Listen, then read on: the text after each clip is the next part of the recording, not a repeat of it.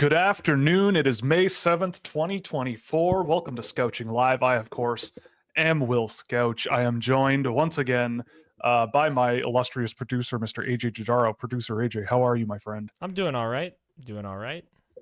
All right. Yeah, there's a little bit of an elephant in the room, but we'll get there in a moment. It's okay. 2025 is the year, all right? 2025. Oh, okay. Got it.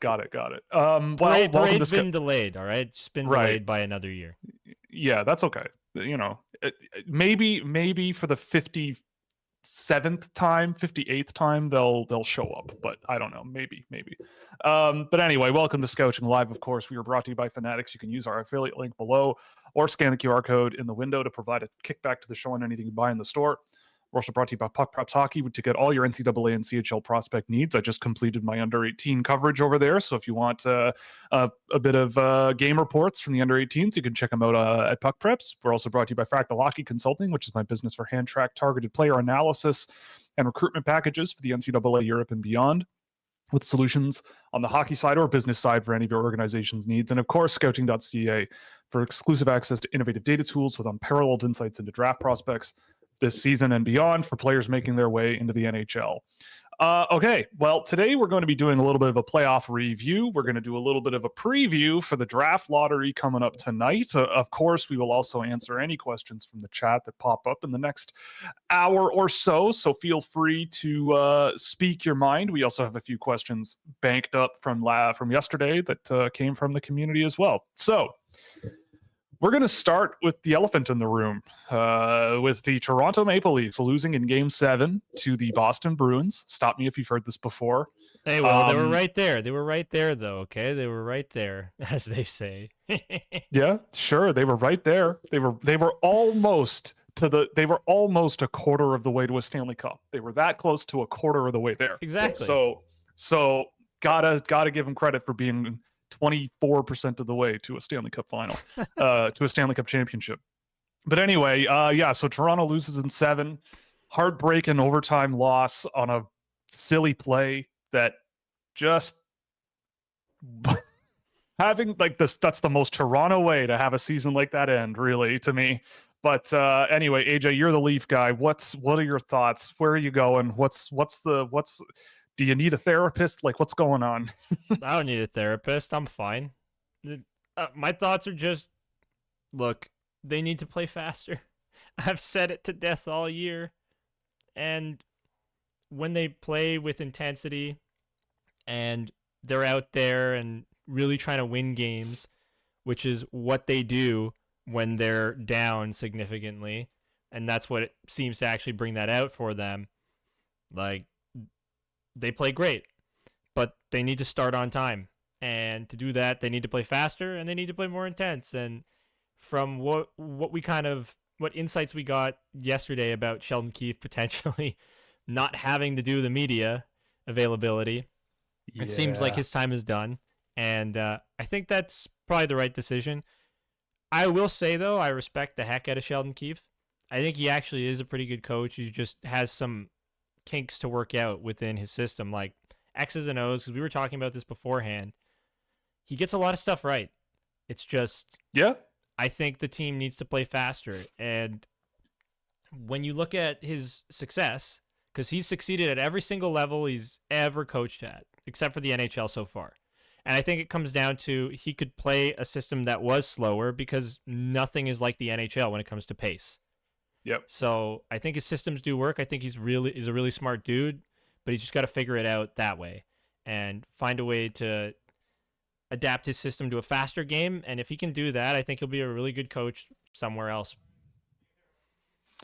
Yeah, I can't help but think that he knows that this is it. And like you said, there's a lot of respect for someone who goes out in front of the Toronto media and just basically, like that picture, that animation of the guy outstretched arms in front of something just full of arrows, being the first guy out there and just facing the criticism and the questions from the media, like, that's not easy to do. And I don't know. I feel like it might be a little bit easier to do if it doesn't matter what you say or what you do because it's the end of the road for you. But, he took the bullets, a lot of them. And yeah, I mean, I agree. I think that as a coach, like being in Toronto, it was nice to see a coach who knew, like, it seems like beforehand coaches in Toronto haven't really grasped who their horses are, who are the guys that you run out for 30 minutes, right? um like Mike Babcock was very hesitant to really lean into the young guys, like, and really sort of wanted these sort of grindy boys to be out there in pivotal moments. And maybe he was right in retrospect, because of what the at the time those kids are, what they are now. They just weren't super productive in this playoff, really. But I think that what Sheldon Keefe had going for him was like his lineup choices kind of made a lot of sense. Like, you saw a lot of units that were really clicking and they were driving good scoring chances. But then, like, to me, the big thing is the social side of coaching, the sort of the motivational side of coaching, not the tactical one, which unfortunately, to me, in my experience in the NHL, is like most of the job. Most of the job is getting your guys to show up and, who's the team that has the feet moving in the first 10 minutes of the game, right? And it very rarely has been Toronto, relatively speaking, or at least that's what it feels like. So, Yep. So to me, that's a big indictment, and that just hasn't gotten better, and even in a game 7, right? Like, the speech that he gave before the game, like talking to the guys and telling them to relax and enjoy the moment and whatever. I blew That's up not as soon as I heard that. that is not how I would approach that situation. Like, these guys have been through the ringer enough, like that's kid gloves stuff. And I'm a guy who, like, is all for, being personable and chatty with your players and having relationships and everything. But at a certain point, you just have to go, guys, this is it. You forget about whatever. Now we, like, this is like, we got to start and hit the ground running and whatever. But that should have happened in game 1, right? And it didn't even happen in game 7, really, from what we saw. And I get it. Like, maybe part of it is like, well, if you have too boisterous and too angry of a coach on camera in Toronto, maybe people will freak out and be like, oh, they lost because their coach is too much of a hard ass. But at the same time, so to me, it's like, well, then in that case, you're never going to win, right? Like, I cannot imagine that the potential reaction from the public would sway any sort of behavior from the coach. So to me, I look at it and just go, you know what? I think he's a really good players coach. But when the players aren't getting the job done, I think that's when things really sort of fall apart. Because when things really matter for the Toronto Maple Leafs, they don't show up. But then when they really matter, when there's literally no other option but winning, that's when they start playing like they can, And yet, which is unacceptable to me at this point. they also didn't, like, I thought they played a good game in game 7. Like, Yeah, I felt that of both teams course. played good.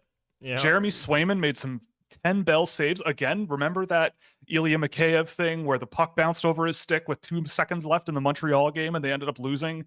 And that was in game 5, I think. They could have ended the series in 5 and they ended up losing in 7. But now you have a puck that very nearly goes in with like 2 seconds left in the game off of a Bruin player, and Swayman makes that adjustment last second, and then they win in overtime. Like, that's hockey, man. Like, that one bounce in Montreal separated Toronto being humiliated from, okay, maybe they can actually win a series now.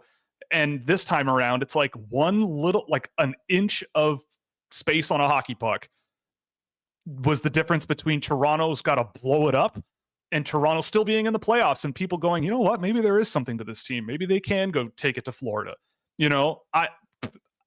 That's hockey, and so I think that in situations like that, I think people have to sort of take a breath and like step back and like be a little reasonable with regards to, yeah, like Toronto very easily could have won that game. It's not like they didn't show up. But to me, the problem, it's, they could have spanked them in game 7. It could have been 6-0. But if anything, it would make me less comfortable going into the second round, because then you go, well, now they might feel like they can get away with still doing the same thing. Games 1, 2, and 3 being, let's feel it out and see how it goes. And oh no, we're down 3-0 again. We better start playing. Yeah, I just so think if anything, at the end of the day, man, they just need to play faster.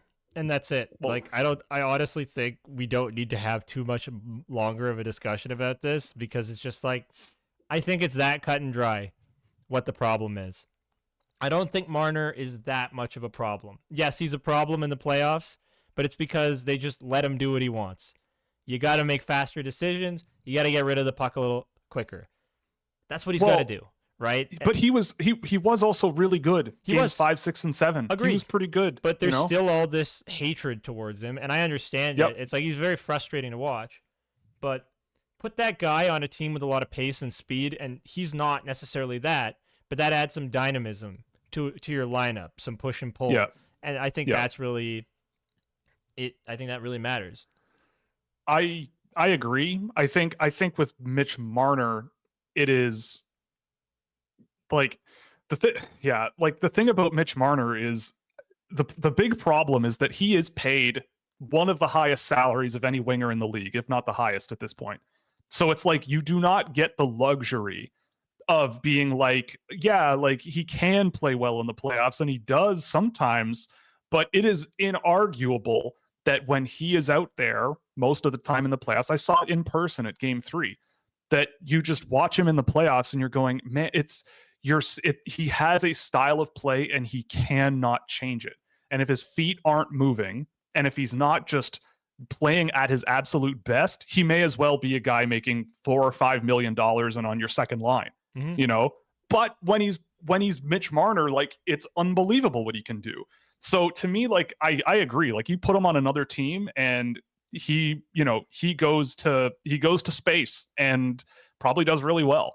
But I also like, so to me, if I'm Toronto, my off season, and I don't want to talk about them forever, but my off season is you got to turn over the coaching staff. You got to go in a different direction and get someone who I think is a little more fire and brimstone and a little bit more like, you guys are adults now. This is your youth is over now. Like, this is push comes to shove all season long.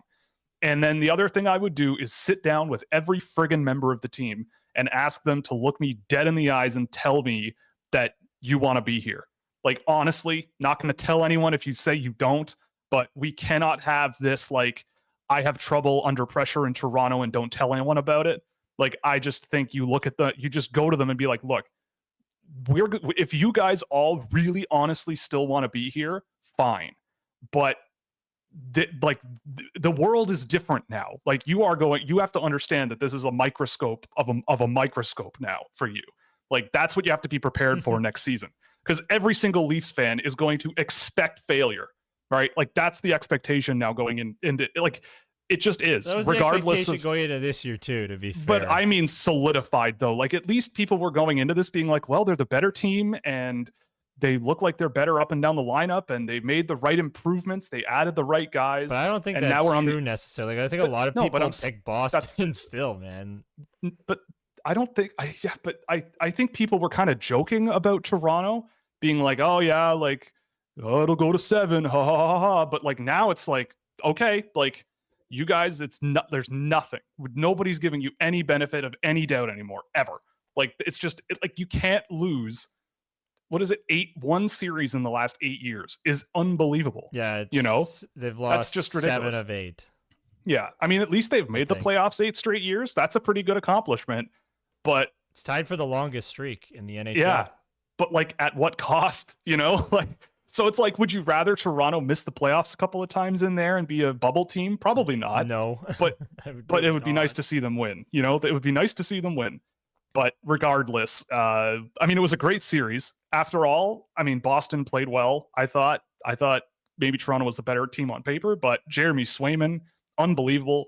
Ilya Samsonov, up and down, I would say. Losing Joseph Woll sucks. Yeah, but a sick Austin Matthews was never sucks. The problem in that series, I felt, and he was awesome in Game 7 as well. They also benched Nick Robertson in Game 7, right? Yeah, they which him. I don't know why you would do that.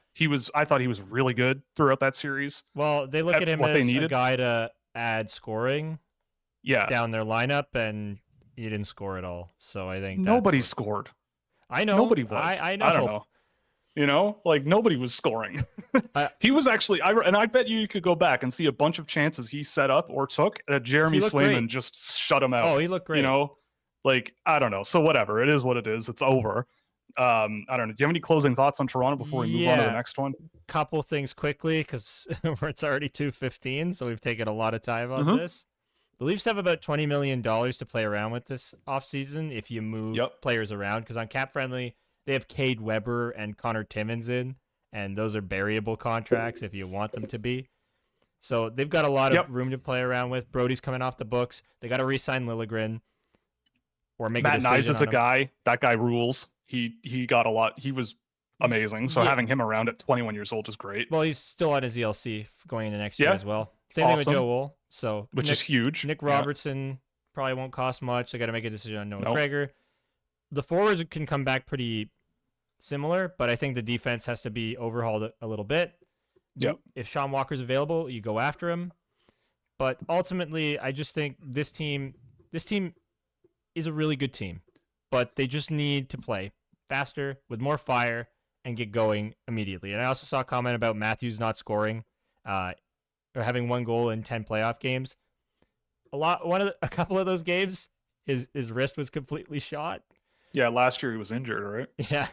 And I'm not worried about Austin Matthews long He wasn't a term. bad player in this. And when he played, he wasn't bad, except I think game 7 where he looked like he had lost 40 pounds and looked dead. Like he did not look like the same human being, let alone hockey player. Yeah. At least that's just me. Exactly. And get Riley a new partner. Brody was awesome when he was good, and he fell off a cliff. So to me, I think Sean Walker has to be the target. I know Chris Tanner's been really good in Dallas. It's just another slower type of player that I'm not like. He's really good. It's just I don't think what they need at this point. I think they need more mobility. So I'm still confident about this team going forward. They just gotta find the right coach that'll elevate them and make them play faster. And that's really it. Leafs for Cup 2025, baby. So Craig Berube will fix everything, is what you're saying. Please no. All right, well, we can move on. Vancouver and Nashville ends in 6. Vancouver with a thrilling finish to that series. I mean, most of that series was incredible. I don't know how much you saw, AJ, but oh my God. Yeah, I saw a lot of it. Unreal. I mean, you could make an argument very easily that Nashville could have and should have won that series, but they should have. Vancouver just found a way. Artur Silovs comes in, plays great after being not a great AHL goaltender this season, I don't think. I could be wrong on that, but I'm pretty sure percentage of all 3 of the goalies, too. Yeah, and he was the best one in the playoffs of all 3 of them. Unbelievable. Yeah, like he was a 881 in the NHL this year and a 907 in the AHL, and he comes out with 3 outstanding performances for the Canucks, winning 2 of them. What can you say? I mean, the Vancouver Canucks just keep finding ways to win. I think Nashville kind of tried to play like a Carolina style of play where a lot of pucks were coming from perimeter. And I think when you look at how much outshot the Predators, how much the Predators outshot Vancouver, it might be a little misleading. But, and especially later as the season went on, or as the series went on, I think it got a little closer. But, I mean, Nashville was really taking it to Vancouver. Someone just commented about Elias Pettersson. Yeah, he's a guy who I thought was very mid in that series. What did I say before this all started? I said you got to watch out for Pettersson because he'll either be a world beater or you won't see him. And that's kind of been the problem in this series. Yep.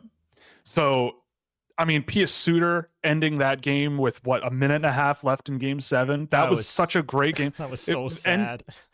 End to end all game. Yeah, like that game could have gone either way so easily. Artur Silovs making some absolutely massive saves. At the last 4 seconds of the game, Nashville had about 3 or 4 just grade A chances, couple of wide open nets where they hit the crossbar or missed the net or blocked shots from Vancouver. I mean, credit to Vancouver, though. Like, they're a team that I had some doubts about. Granted, again, that was a series that I thought they could really not have go their way. And in many cases, it almost didn't. But they came out with the wins. They did what they needed to do and won. I thought that top unit, again, like JT Miller, great performance from him, I thought. He was outstanding. Brock Besser, clutch when he needed to be. Quinn Hughes just still being Quinn Hughes out there, which is great, even though he's taken an absolute beating. I mean, we'll talk about the series coming up in a minute, but like Edmonton is a challenge, and I'm fascinated to see how that's going to go. I'm glued to my screen on that. But any thoughts on Vancouver, Nashville? Yeah. When I look at this series, as we were saying before, I can't fathom how Vancouver won it. It's kind of crazy. Like, Nashville was doing everything right. Yeah. Everything right. Andrew Brunette, baby. I felt that Rick Tocchet got out coached at some level. Like, the way that Brunette was it felt like a Barry Trotz Islanders team where they just block shots. They didn't let anything get to the net. Yep. And somehow, some way, they squeaked that one out without arguably their most important player doing anything of note, really, in Elias Pettersson, or at least one of their top end guys, and having so many goalie injuries, right? Like, because Thatcher Demko, I thought, was the backbone. I thought that was what was holding the Canucks up. Apparently, goalies are just fully voodoo, and the hockey gods have smiled on Vancouver in that respect. But hey, good for them. I know they won all 4 meetings against Edmonton this year, but 3 of them were in that beginning of the year stretch where Edmonton was awful. Yeah. And I don't see how Edmonton doesn't win this series. I really think that it would be so much talent on that team. I'd be really shocked if they didn't. Like, I'd be very surprised if they didn't. Yeah. And then in terms of Nashville, like, I like what they've done. Yeah. Bringing in Brunette. I'm excited to see what they are going to do. You said they had like $12 million in cap space that they have, or is it $12 million? I said $12 million cap? In dead cap. Oh, right. Between Johansson, Duchesne, Turris, and Ekholm. $12 million in dead cap. Jeez. Yeah. Not great. But I think the outlook for them is really positive. I think they're in the for a team like them, I think they're in like the most ideal position where it's like nobody really gave them a shot of like being a playoff team, let alone pushing the Vancouver Canucks around a little bit. But they made the playoffs anyway, and they drafted a bunch last year. I think they have a bunch of draft picks again this year. They do. They have 3 seconds, 2/3, and 3/4. That's a lot. Like that's a lot of capital. They have another first round pick next year with Tampa Bay, which who knows where that's going to end up. They've done the rebuild thing a little bit and still made the playoffs. You know, they're losing guy, Jason Zucker, I thought played great for them. I don't know if that's a guy you keep depending on how much he's paid.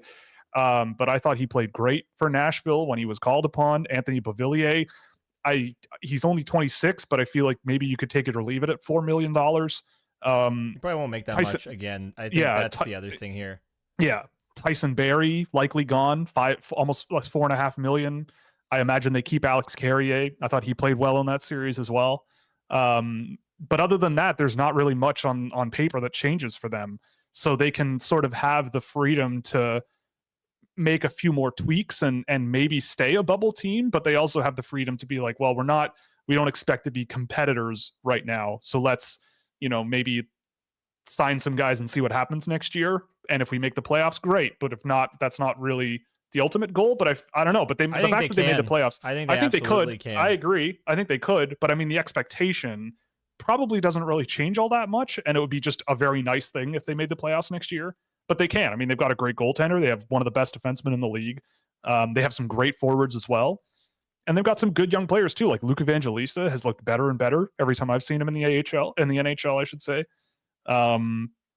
But yeah, I don't know. I think that it's positive, too, right? Like they have 2 outstanding goalies. So and he was great in the AHL this year. So yeah, I think they're looking pretty good, all things considered. And I'm not, if I'm a Nashville fan, I'm not super unhappy about any of this at all. Yep, no, I'm with you on that. You got a great coach. Seems like you have a great hockey mind GM, who I thought was one of the best coaches of all time, in Barry Trotz.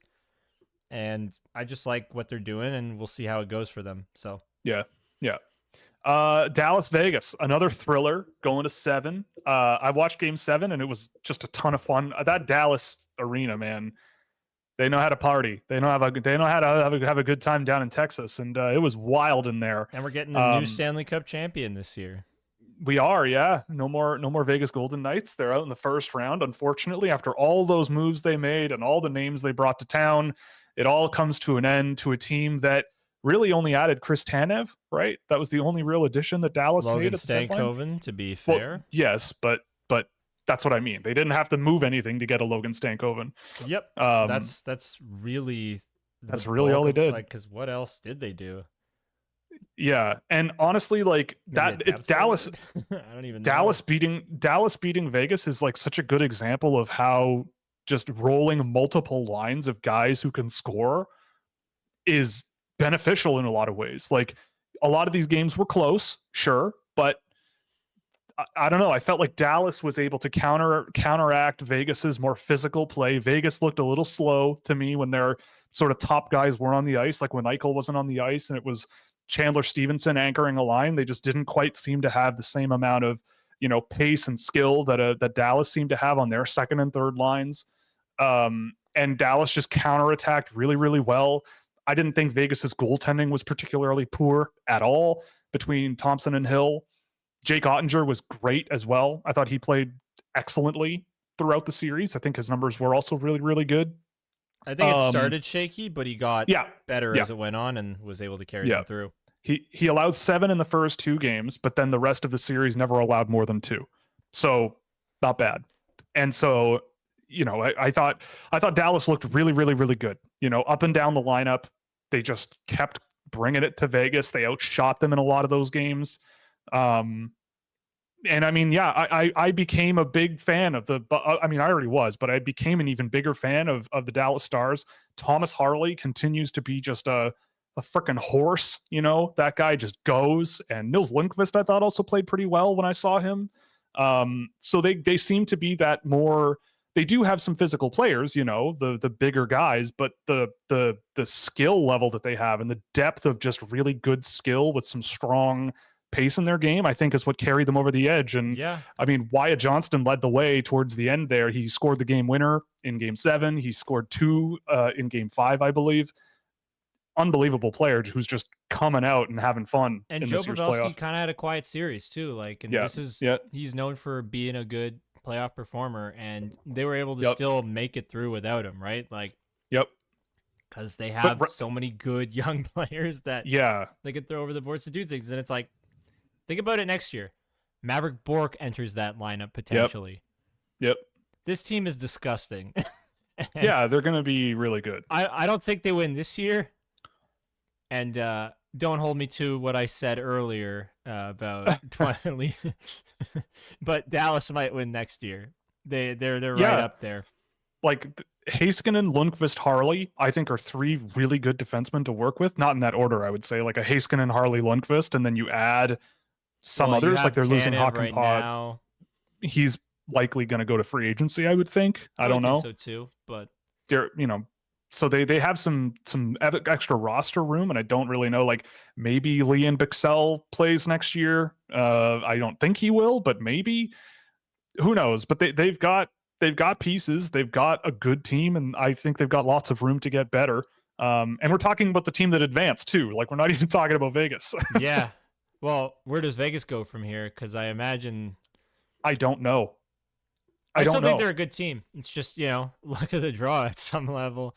Right, because they were really injured throughout the season too, and I just look at them as still like, I don't know. I didn't think they were the most impressive Stanley Cup champion last year.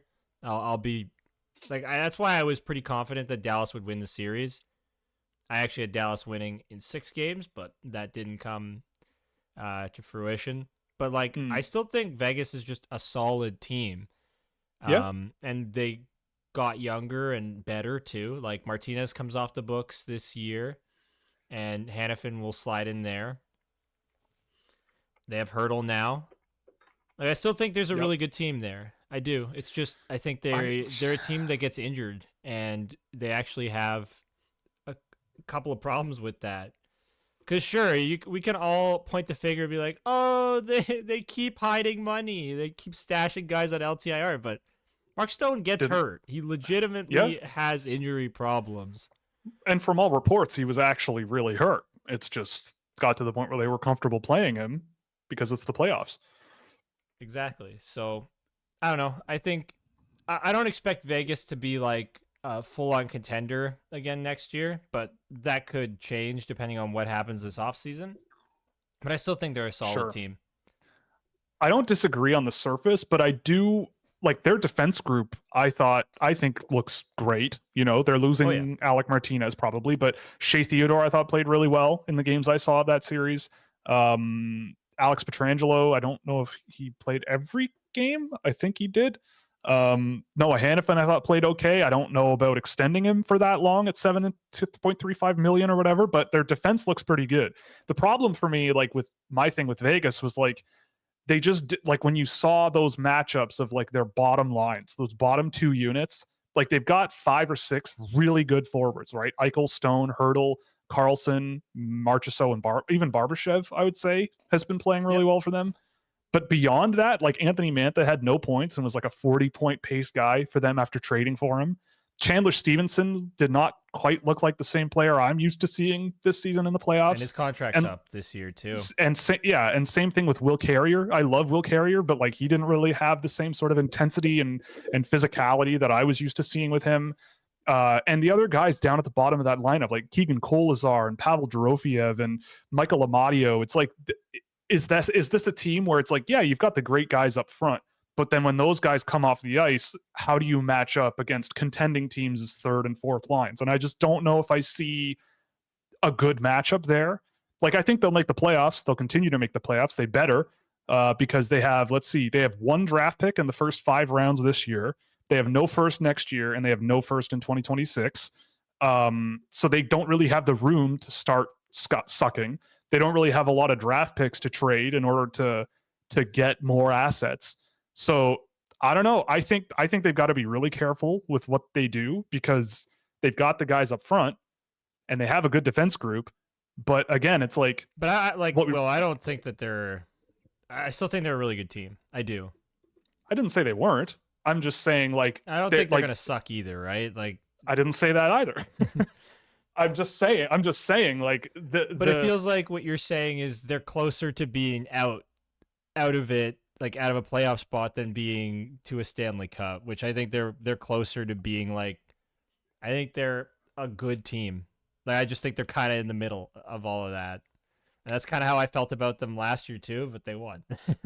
I don't know. I just watching them play Dallas, I was just kind of going, you can tell which team has a lot more energy. You can tell which team brings a lot more speed and energy to their game. And Vegas was trying to play that physical style of play, but it seemed like Dallas was just, especially down Vegas's lineup, they were just slicing right through them a lot of the time. Well, I just think it speaks to how deep Dallas really is. More like what if Edmonton played Vegas?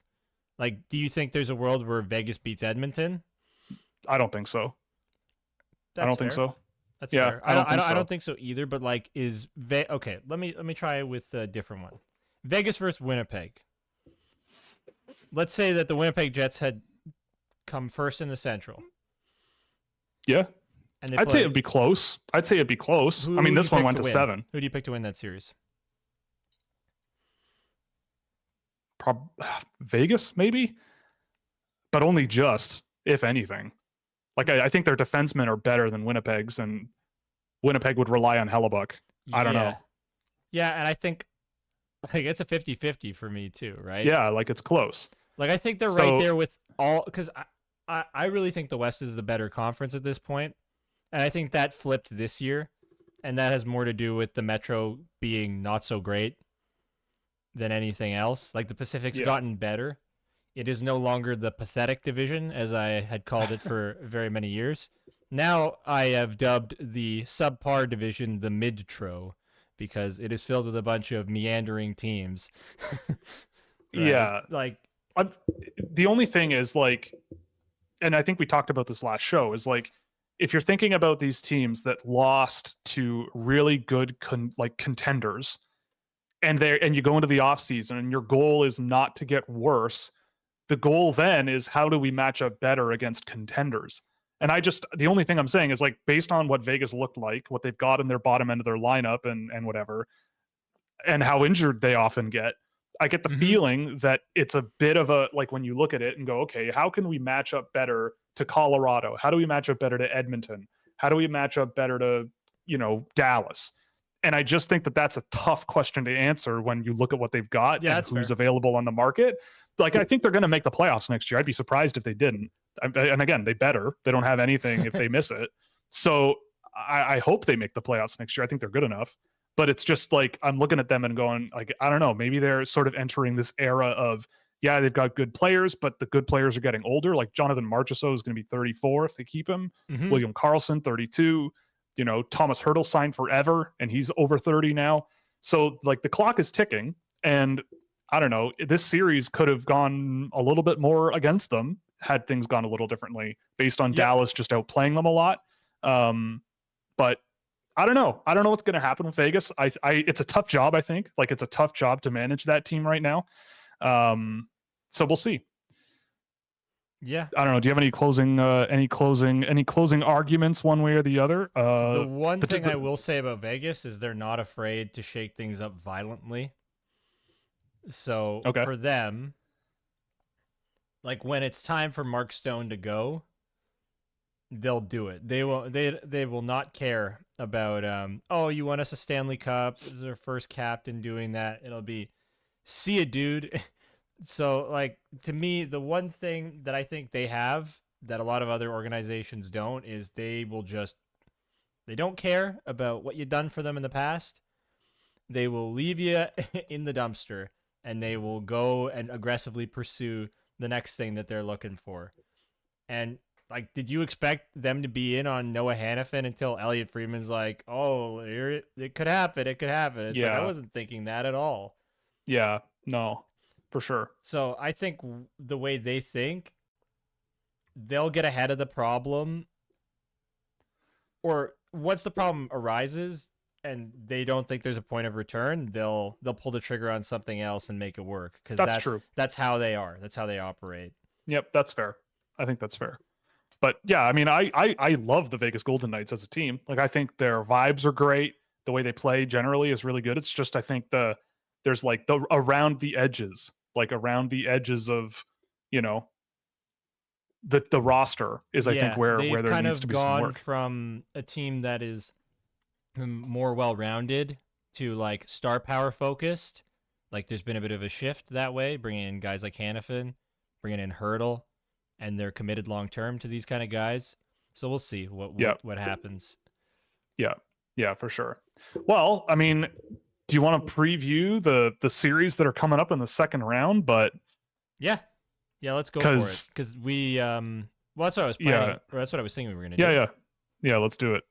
So, Florida Boston started last night. Boston taking game 1-4-1. I believe it was 4-1. Yep. And it was 5-1. They added one at the end. I forgot. Right. But yeah, I mean, I still think this series goes to Florida. Personally, I think Boston played really well last night. The game was pretty close for a while, and then the dam kind of broke, and the Bruins kind of got a few past the mighty Sergei Bobrovsky. But I just get the feeling that Florida is going to kind of lock this one down. But I think it's going to be a bloodbath, and I wouldn't be surprised if it goes to 7. Personally, I don't know. How are you feeling? I kind of feel the same way, but like there is a voice in my head that just actually started talking in my ear. And it reminded me, hey, AJ, don't forget that every time the Leafs play a team in the first round or they get eliminated by a team, that team goes on to play in the Stanley Cup Finals and lose. So there is that voice in my head. And honestly, I could see it. Because they've got the goalie. And a lot of the times you see teams that go to the Stanley Cup Finals because they have like that goalie has the hottest stretch in the playoffs. Like Carey Price. Yep. In 2021. Last year was Sergei Bobrovsky. Before that, it was when Tampa faced Dallas. Anton Khudobin. You remember how insane he was? Yes, I do. Yes, I do. There's honestly like a repeat pattern where the team with the hottest goalie goes to the final and loses. Other than Boston St. Louis in 2018. Yeah. So you're saying Jeremy Swayman quarterbacks the Boston Bruins to the It's Stanley Cup final? possible. It's I think it's possible. entirely possible. He was unbelievable against Toronto, and he was great last night He too was the against Florida. reason the Leafs lost that series, in my opinion. Yeah, the biggest one probably. Yeah. Also the Leafs themselves, but yes, a lot of it was Jeremy Swayman. Yeah.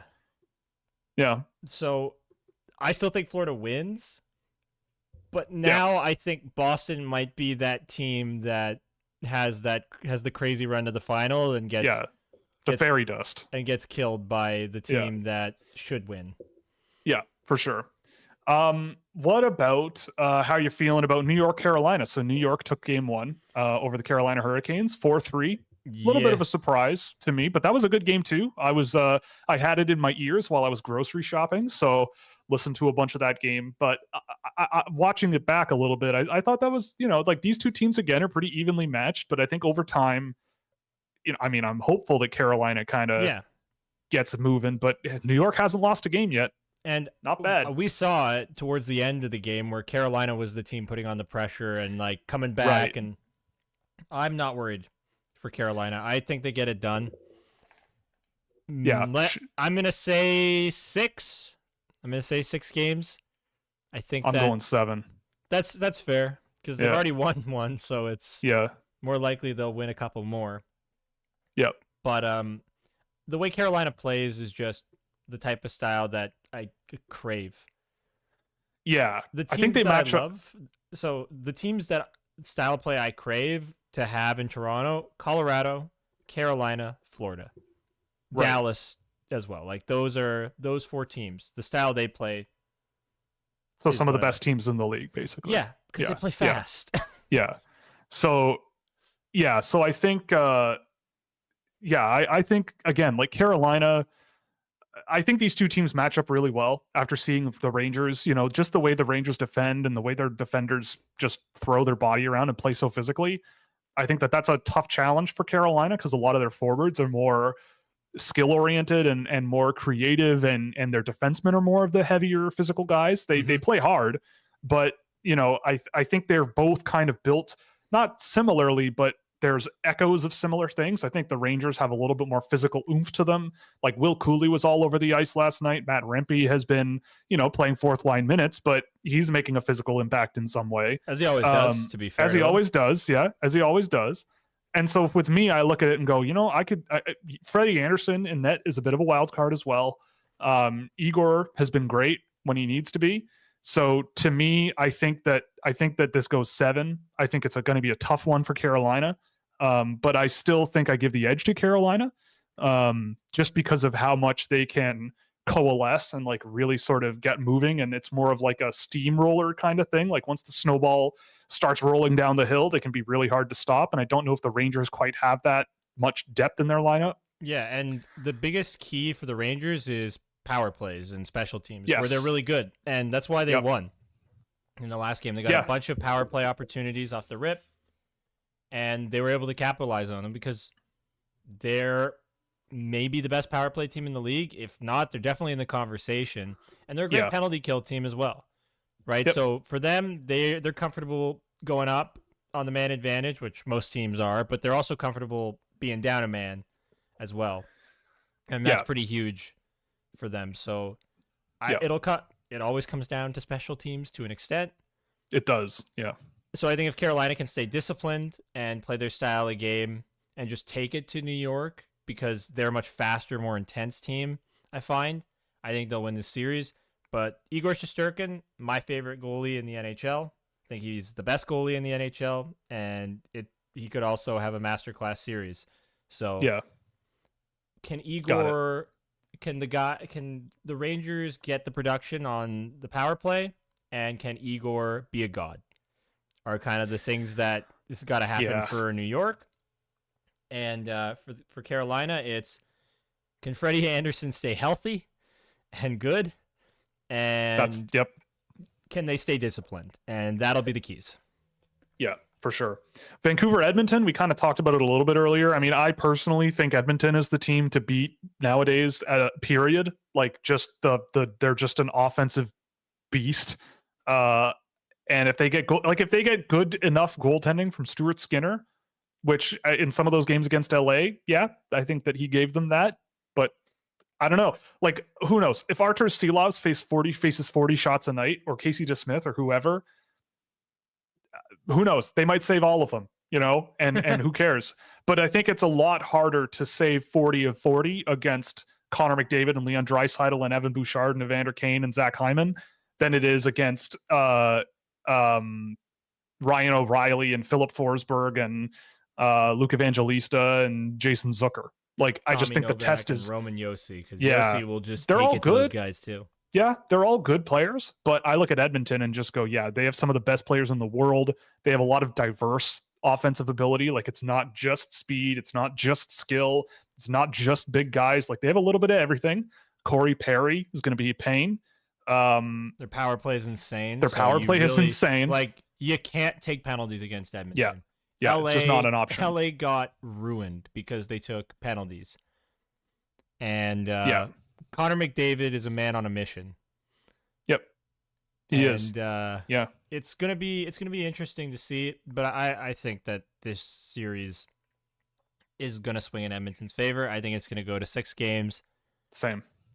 And I think that at the end, even though the Oilers have not won a game against Vancouver this season, they'll win 4 when it matters.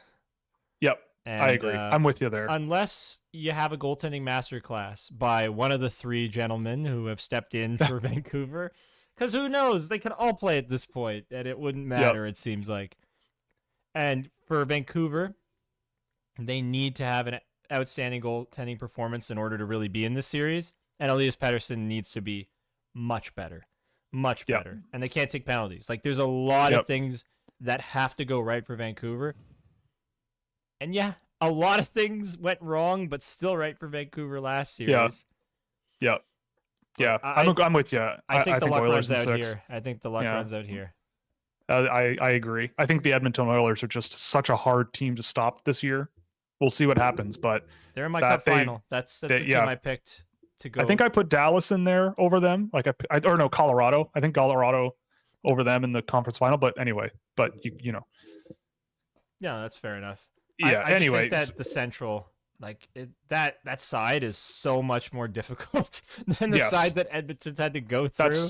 That's fair. And then you're gonna have a motivated Connor McDavid on top of that. Last thing. The other thing that could unravel this series for Edmonton is if Skinner's bad, because he does have a tendency to just not be good in certain games. So I think that could also be a key part of this. Yeah, I agree. But I mean, I kind of spoiled it, but Dallas, Colorado, for me, I think this one also goes, I don't know, 6 or 7. And I think Colorado comes out on top. Mm-hmm. I think Dallas might have a little bit more offensive punch to them, but I think the best players on Colorado have just been unbelievable. And so, again, you want to talk about people on a mission. I get the feeling that Nate McKinnon and Cale Makar and, all those guys are on a mission to get through the playoffs here. And I love Dallas. I would love for them to win. But I don't know. After seeing Colorado in round 1, I kind of went, yeah, these guys look like a team that will stop at nothing to go to the Stanley Cup final. Dallas looks like a really good team and like a really balanced offensive team, but Colorado just has a different level of screw you energy that I think just carries them eventually through this series. Best star power in the league for them. I think the only thing is goaltending for Colorado, and Dallas has, I think, the goaltending advantage because Ottinger, I thought Georgiev stabilized himself as that series with Winnipeg went on, but Ottinger played great for Dallas. Those were some hard games to win. I don't know. I think this one could also be just a really, really good series, but I think I still give the edge to Colorado. I don't know. What are you thinking? I don't know who to give it to. Yeah, I don't know. I honestly don't know. There's part of me that thinks it's going to be Colorado because they're just insane, and I tend to bet on the most talented guys on a team when it comes to picking a lot of these. But it's also Dallas has so much good as well, where I feel like as the lineup progresses downwards, Dallas gets better where Colorado is like way more top heavy. Like you want to put Right. on top line, it's not close. Colorado has a way better top line. I think once you and I think they have a better second line as well. But third and fourth, I think Dallas has the edge. Man, I picked Dallas to win in my bracket. And now I'm starting to think it's Colorado. Right.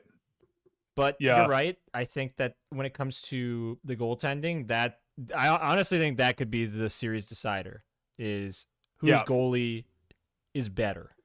And Do you trust Ottinger stopping McKinnon and McCarr, or do you trust Georgiev to stop, everybody? any one of 9 players or 10 players? Yeah, that's I don't know the answer to that question. That's the really question the series honestly. will answer. But I'm gonna stick with my instinct because I want to be right and stay consistent. So I'm gonna say Dallas. I'm gonna say Dallas in 7. All right. Logan Stankoven's gonna stop Nathan McKinnon like he did in that triple overtime winner in that preseason game that you and I watched together. When we were oh looking yeah, at, I remember that. Yeah, it was hilarious. Nathan McKinnon was just trying to dance around Logan Stankoven. He just told his guys like, "What are you gonna do, a-hole? Yeah. You're not coming by me. You're not coming by me." Yeah, he did the Stankoven thing where he just solidified Metapod, right there. Harden, yeah. Good stuff. Yeah, Harden. Good stuff. Yeah, so I agree. That I think they're all going to be just great series. They all have something to watch for, really, if you ask me. Especially in the West. I can't wait. It's going to be a lot of fun. Did you want to talk about the draft lottery a little bit before we get into the chat questions? Or so the draft lottery is tonight. There is much discussion in the Scouching Discord server as we speak about a tweet from John Buccigross that supposedly showed Utah sitting in the second spot on a TV board.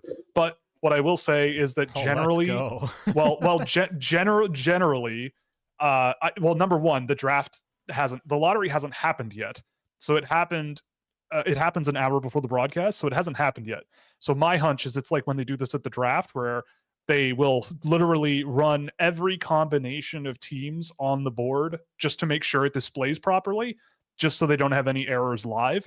So I think they're just testing different combinations and Buccigross just happened to get it in frame. But, hey, if Utah wins the second pick, then we all now know that it is 100% for sure definitely rigged, and the NHL is scripted, just like everyone thinks. So maybe, but anyway, I don't think that's. I think that's just they deleted the tweet of Buccigross sending that out, so who knows if that's real, but it definitely is not. It definitely is not. And as somebody who worked in that kind of environment, same. You build a bunch of graphics.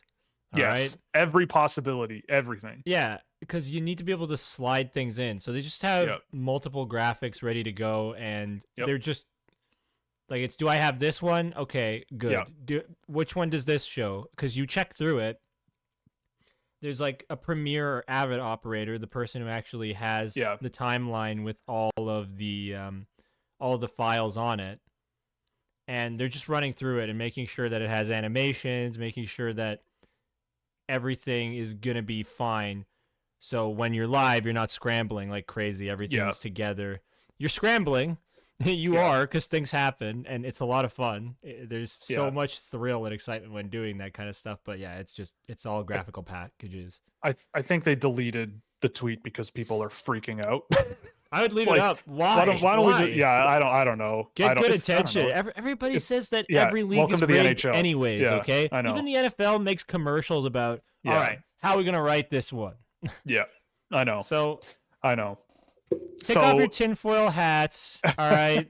And chill. And start and do your real job already, everybody. Stop worrying about this stuff.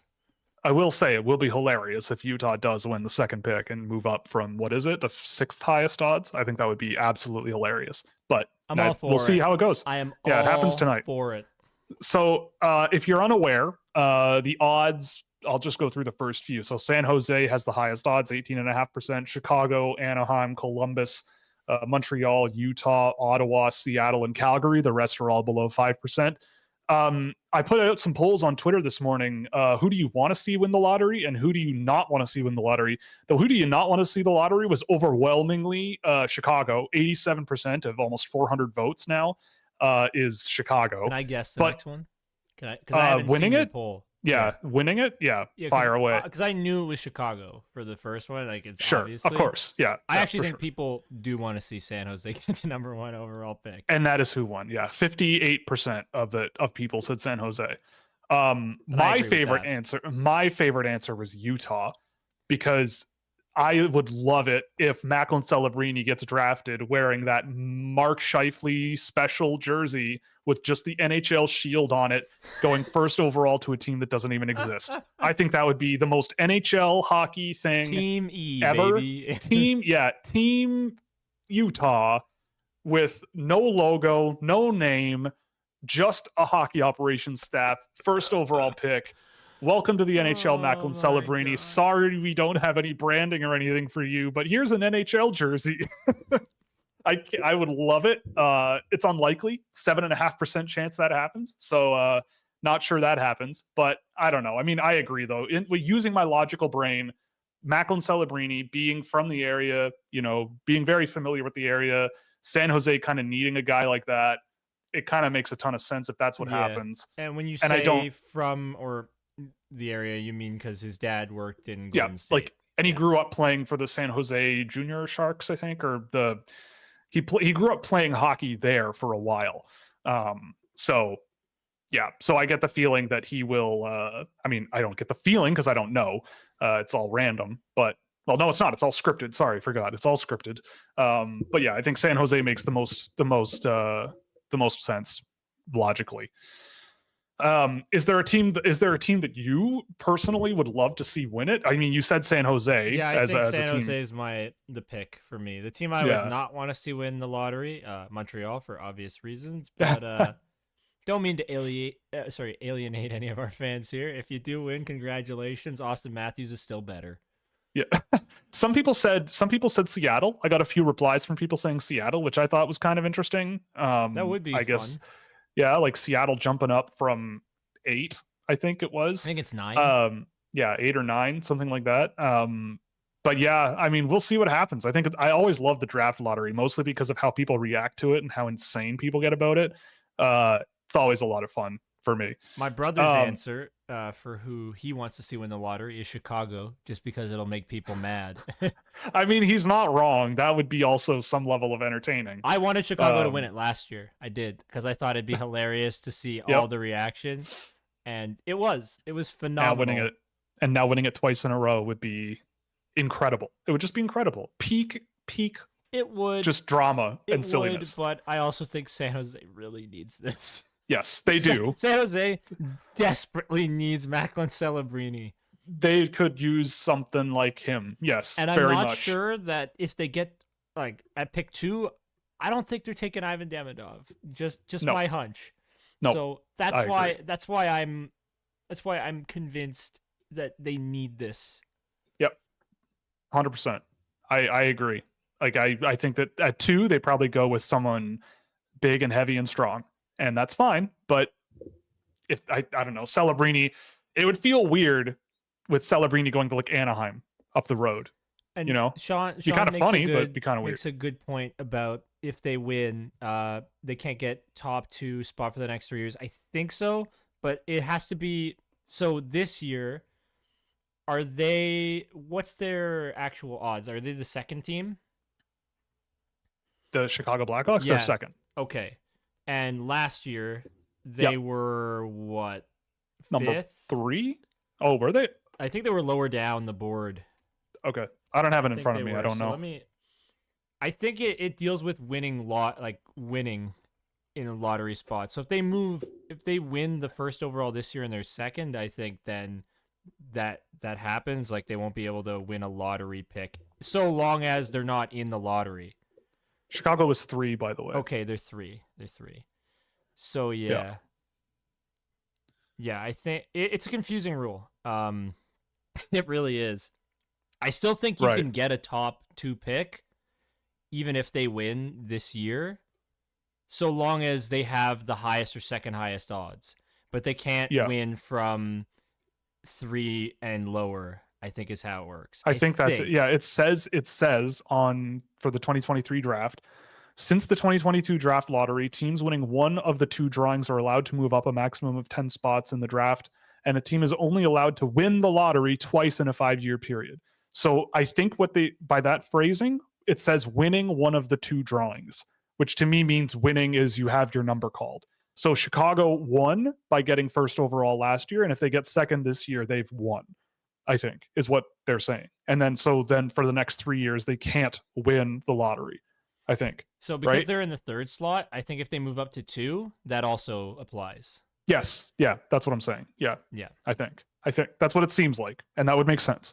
Because they did win a thing. Like their name came up and they moved up. If San Jose, let's say, is terrible for the next 3 years, and they have the lowest and they have the highest odds to go first overall all 3 years, they can win all 3 years because they're not moving up, or they're not.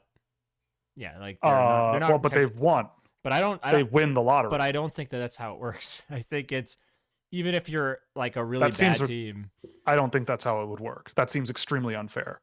Like that defeats the whole purpose of finishing dead last. Yeah, but I think that's how it actually does work, which is kind of weird. Like I think that I don't think so. I think even if you finish last and you win, if you finish last and your name comes up at first overall, you still won the lottery, because there's an 80% chance that you lose the lottery. Yeah. Your name doesn't come up. So you won, right? Like I think that's winning to me. I would be very surprised if they're like, yeah, if you came last, you know. I'm with I don't know. But maybe I'm wrong. I think it deals with moving up. I think that's when it applies. Like if you have the highest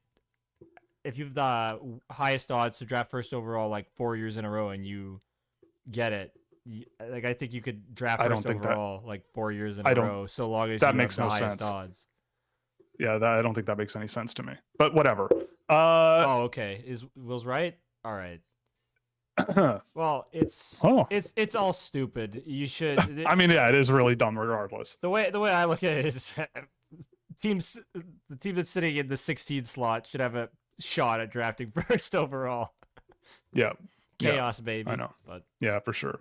I'm just hoping for Utah because that would be hilarious. I just want to see Utah at second, just so everybody freaks out. Yeah, I want San Jose one. Or that would be great for maximum freakout, but first overall would be great because Macklin Celebrini wearing a team with no branding jersey is excellent marketing. Just beautiful stuff. Yes, sir. But anywho, that's enough of that. We can get into chat questions, but first we're going to go through some ad reads. We're brought to you by Fanatics. You can use our affiliate link code below or scan the QR code to provide a kickback to the show on anything you buy in the store. We're also brought to you by Puck Preps Hockey to get all your NCAA and CHL prospect needs. We got the WHL draft coming up. Joel Henderson's running some wonderful coverage over there.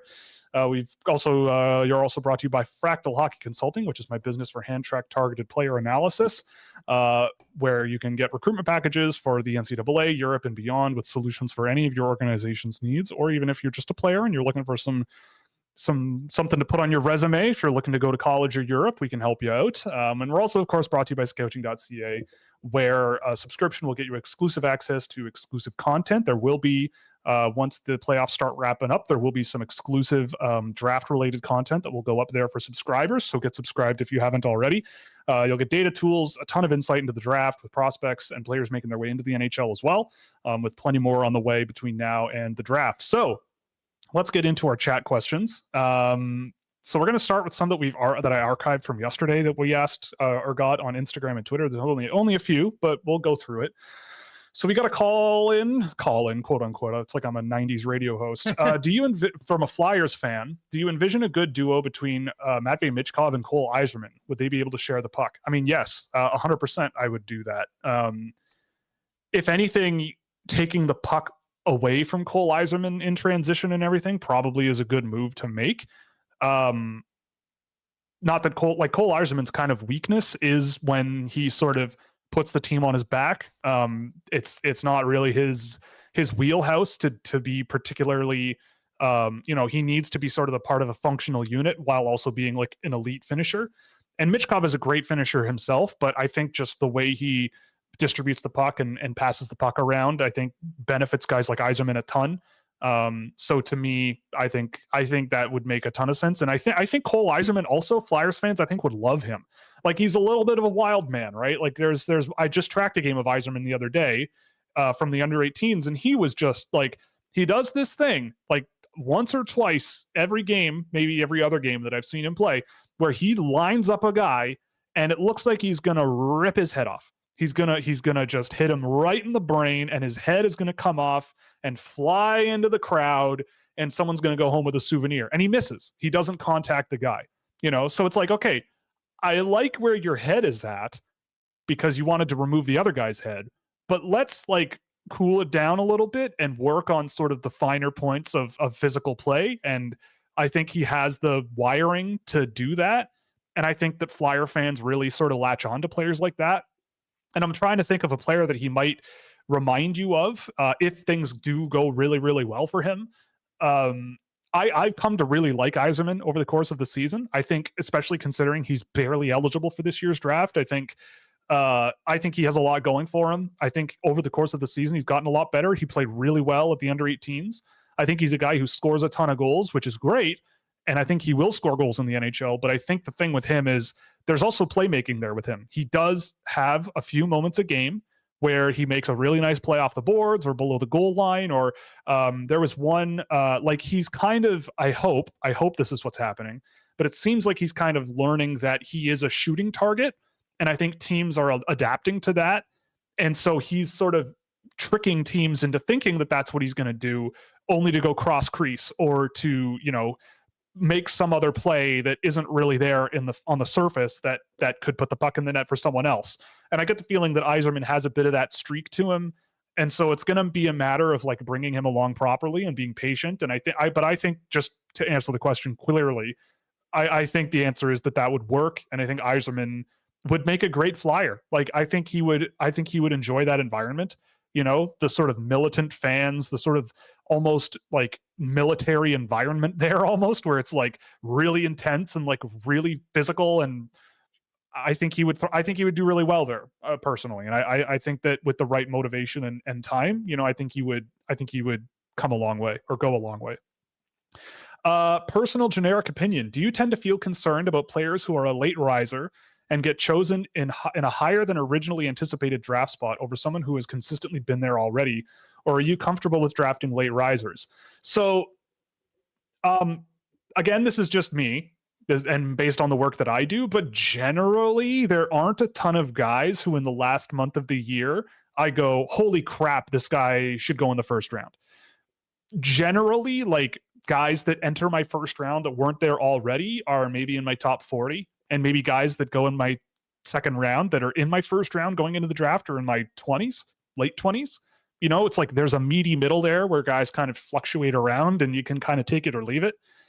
So to me, I don't really see a whole lot of like late risers or guys that are jumping. Like what I picked up from the under 18s are a few guys that I liked that I hadn't really seen a ton of before, let alone at that level of competition. And I kind of went, all right, like maybe this guy might be worth throwing a flyer at, and I'll check him out. I'll go back and watch some more tape of him and pay more attention to that player. And there's a few of those at this tournament. And we'll get to that in a minute. I saw some questions about the under 18s, but yeah, I think in general, the late risers to me, and I think I'm very curious about this hypothesis, but my hunch is that the late risers are the ones that once the combine happens and NHL teams kind of get to sink their fingers into like analyzing a lot of these players directly and interviewing them and really sort of getting to know them, I think then you get a bit more of a leaky environment. And I think that people who post draft rankings start getting more and more information from actual scouts and management and people who are going,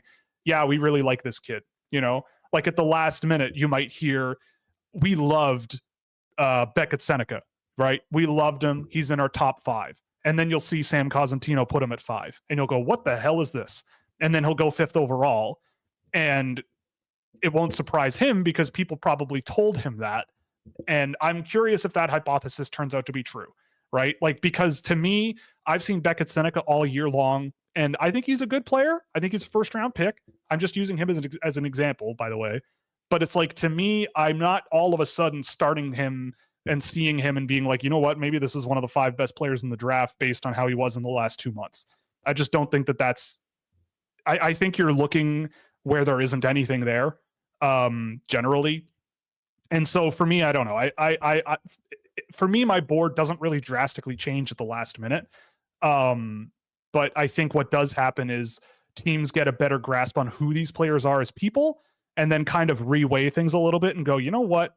I think we like the chances of this guy developing the way we want him to develop, and we'll put him at 7, right?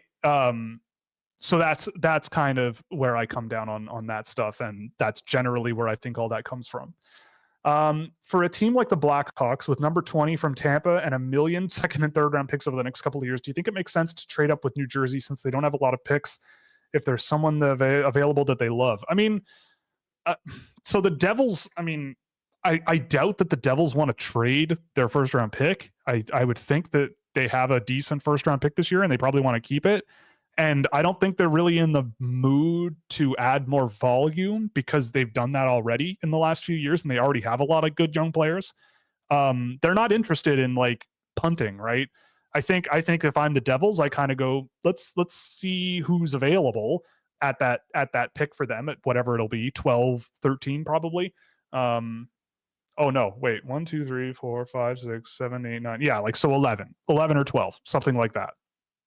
And they'll probably get a choice of a good player in that range. And I don't know. I think, and also if I'm Chicago, like I've said this a million times, but second round picks are the most undervalued thing out there, I think. The Chicago Blackhawks, I don't know how many second round picks they have. I'm going to look it up right now. They have 3 second round picks and 2 third round picks. To me, I think that's perfect. The fact that a team that's completely in the basement will be drafting 7 times in the top 100. I just do that, right? Like I just do that because you can then take, like, let's say your 5th guy off the board is a high upside guy who has a lot of work to do, like a Luke Misa, right? If he's the 5th guy you draft, I'm thrilled, right? There's a reasonable argument to be made that in the first round, he should be one of the last picks or one of the first picks in the second round. But if you can snag him with the third pick in your second round, you're laughing. So I get the feeling that moving up this year from 12 from 20 to 12 is not going to make a huge amount of difference. And I think losing second round picks, if you play your cards right, could cause a pretty big difference in the future of the team. Also, when you look at it from New Jersey's perspective, it's like they're not gonna if they're gonna move that pick, it's gonna be for like a defenseman, right? And what does Tampa not have to give right now? They need to overhaul and get better defensemen. So yeah, 100%. It's an interesting thought. I just don't see it happening. But yeah, I don't appreciate the exercise. Yeah, if I'm Chicago, I'm sitting pretty. I'm happy. I'm good with what I got. Yeah, New Jersey too. Yeah, like they got Oliver Moore in the mid-teens last year. Like pick before Seattle, where I was going to take him.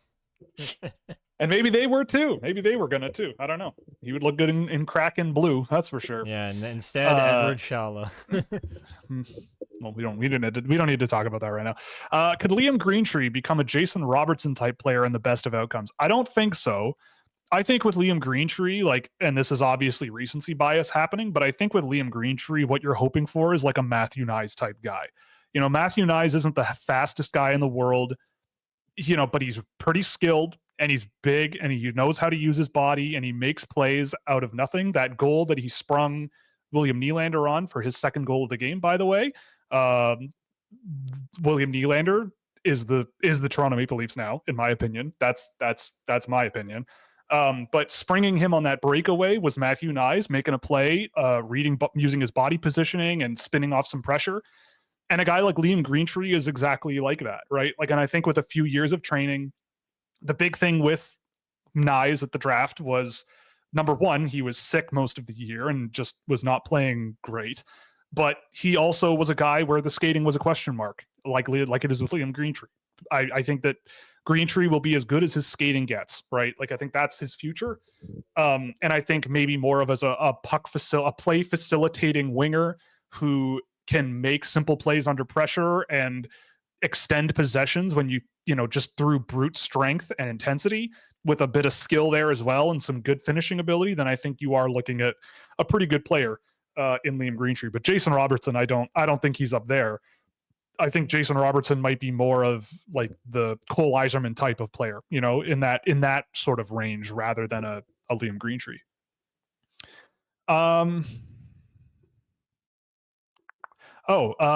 might be wrong, but I don't remember seeing a report for Bedard. Yeah, I didn't do scouting reports last year, but I do have a bunch of data. Do you remember off the top of your head what his ratings would be? Yes, I will actually pull it up right now for you, because I did give him ratings. I did do some work on him, obviously, last year. Oh, no, that's not the right document. That's the right document. Give me a moment. But it was very good, obviously. I think his ratings, I think he got a 1B overall. The shot, I think, was a 1B.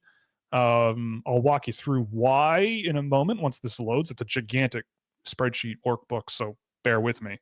But I didn't, I don't give out 1As to, like, anybody for anything because that's literally, like, perfection, like Sidney Crosby's think category probably would be up there. Okay, so Connor Bedard. Where are you? Bedard.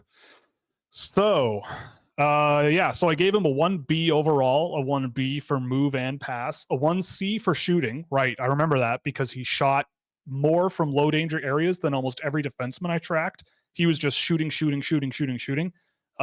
which always spooks me a little bit. And I think he was doing a bit of that in the NHL, but it did get a lot better. His get category was a 2B, which I think is also reasonable. He's not a particularly phenomenal defensive player and was, I think, one of the worst defensive players results-wise and goals against in the entire league last year. And think was a 1C, mostly because at least with Regina, you saw a guy who just did, he was relied upon to do everything himself, but like the things he was doing when he was given the keys to the car, I looked at it and went, I don't know, in a system with other players and in the NHL and everything, like I get he'll be a great player, but I think there's a bit of limitation there. But other than that, the raw talent and the shooting ability and the ability to pass the puck around the ice even at times was outstanding. Very rarely was he making bad reads of what was going on in the ice, so I kind of didn't want to knock him too much. And yeah, I think I'm comfortable looking back a year in the past that those ratings make sense for him. Would you prefer Michkov and Demidov? Who do you prefer between Michkov and Demidov and why? Oh boy, I saw this tweet. Who do you think has the higher ceiling and is the gap close enough where you see either becoming the best out of the two? Okay, like they're two pretty different styles of players. I honestly don't know the answer to that because the things they are good at are very different from one another, and we both don't know how either of those players' talents will project to the NHL yet. I look at Matvei Michkov, and I think his playmaking in transition and playmaking, facilitating play up the ice is a lot more practical and a lot more reliable. Just the way he does his give and goes, the way he, made simple plays in the offensive zone to maintain possession. I think he did that better. I think he's a better shooter than Ivan Demidov is. But in terms of like pure skating speed, physicality, Ivan Demidov, I just tracked a game with him this morning in the playoffs. He was throwing body. He was throwing guys off of him. He was pushing guys off of him. He checked a guy off the puck that went uncalled, and he just blew the guy up off the puck. He was playing hard. And with Michkov, I don't really see a ton of that. And so I think Demidov will have some advantages, but I think Michkov will have other advantages. I think Demidov will be a more frustrating NHL player, but only insofar as like the really, really good moments of him are unbelievable, like top notch on the planet. But the bad stuff is going to probably stick out more than the bad stuff with Michkov. So it's like, again, like I don't like the word better, right? Like who is better? I don't know. They're both extremely talented hockey players. I think Demidov has a bit of a learning curve from here, but I don't think it's as steep as I thought it was at the beginning of the year. And I think just the high level plays he can make, the scoring area playmaking, the ability to attack the middle of the ice with pace and skill is better than Michkov. But there are other things that Michkov does that kind of put them on equal footing. So I don't know which one I would prefer. I have Demidov in the top 2 this year, and I probably would have Michkov there as well this year.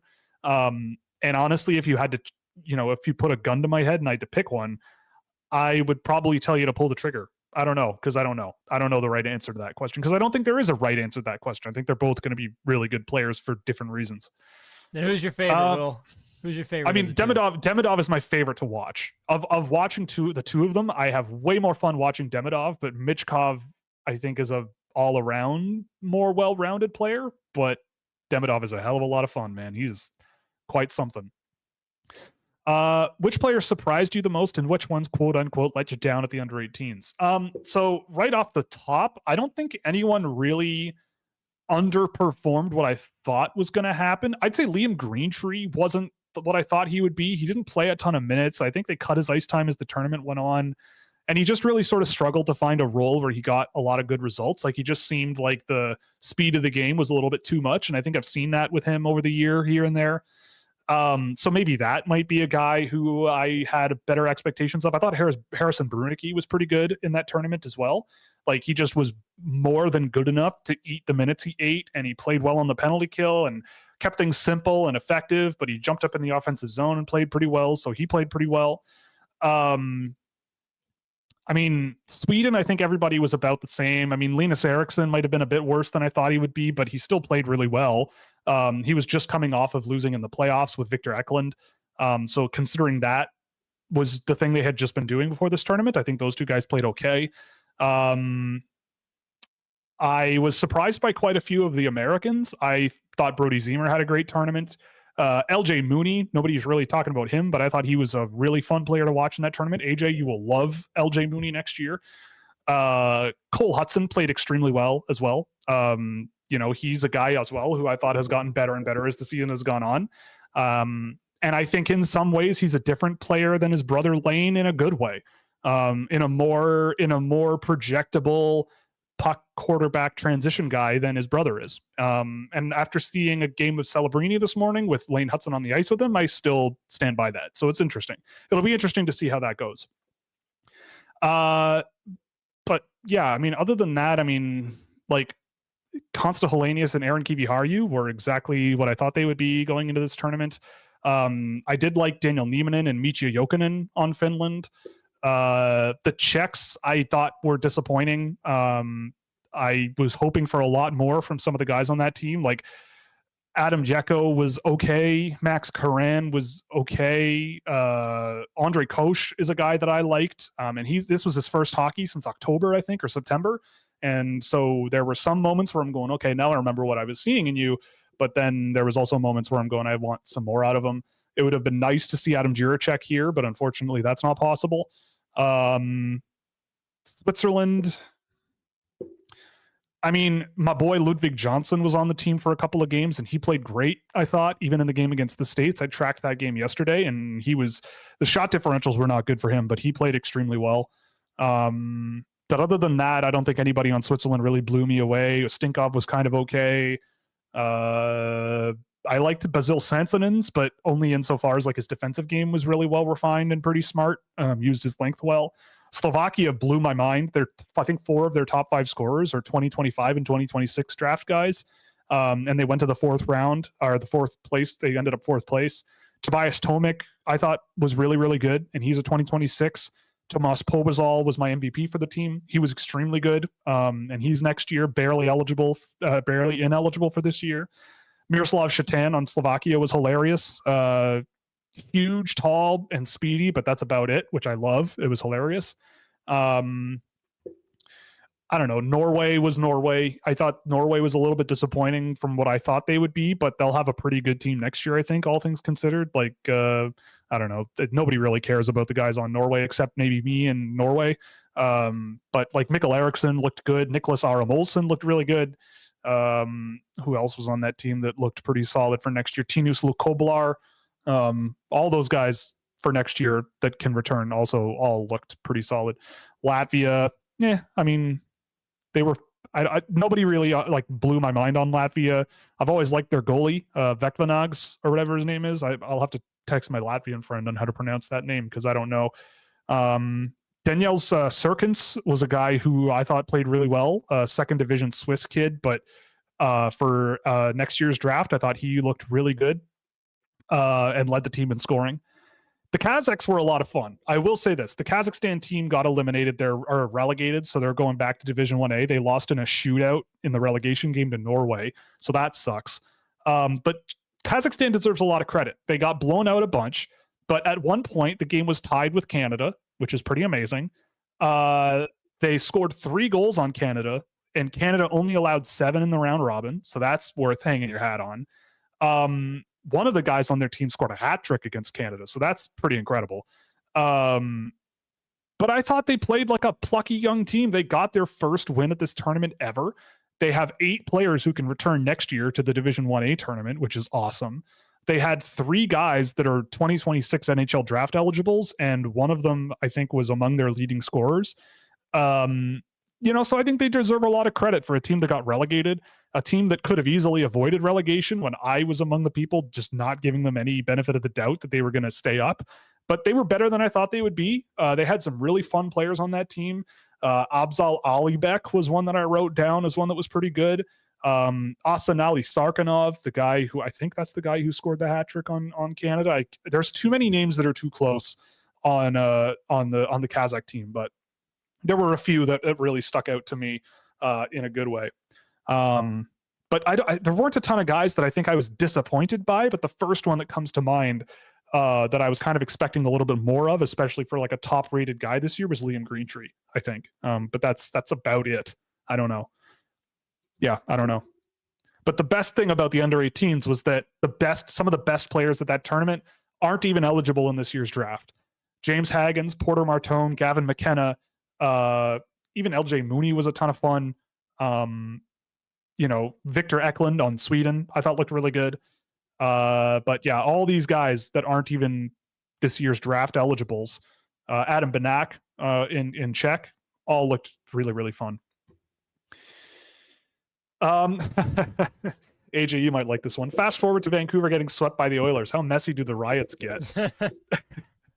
Probably not that messy, but considering the party they had after winning the series, I don't know. You never know. Could get out of hand. Someone's going to grossly overpay for Chandler Stevenson. Yeah, probably. I still like him, though. He's a really good player. Agreed. He's a good player, yeah. But is he $6 million guy? Probably not, but he's good. Do you think a team's going to pay that much for him, though?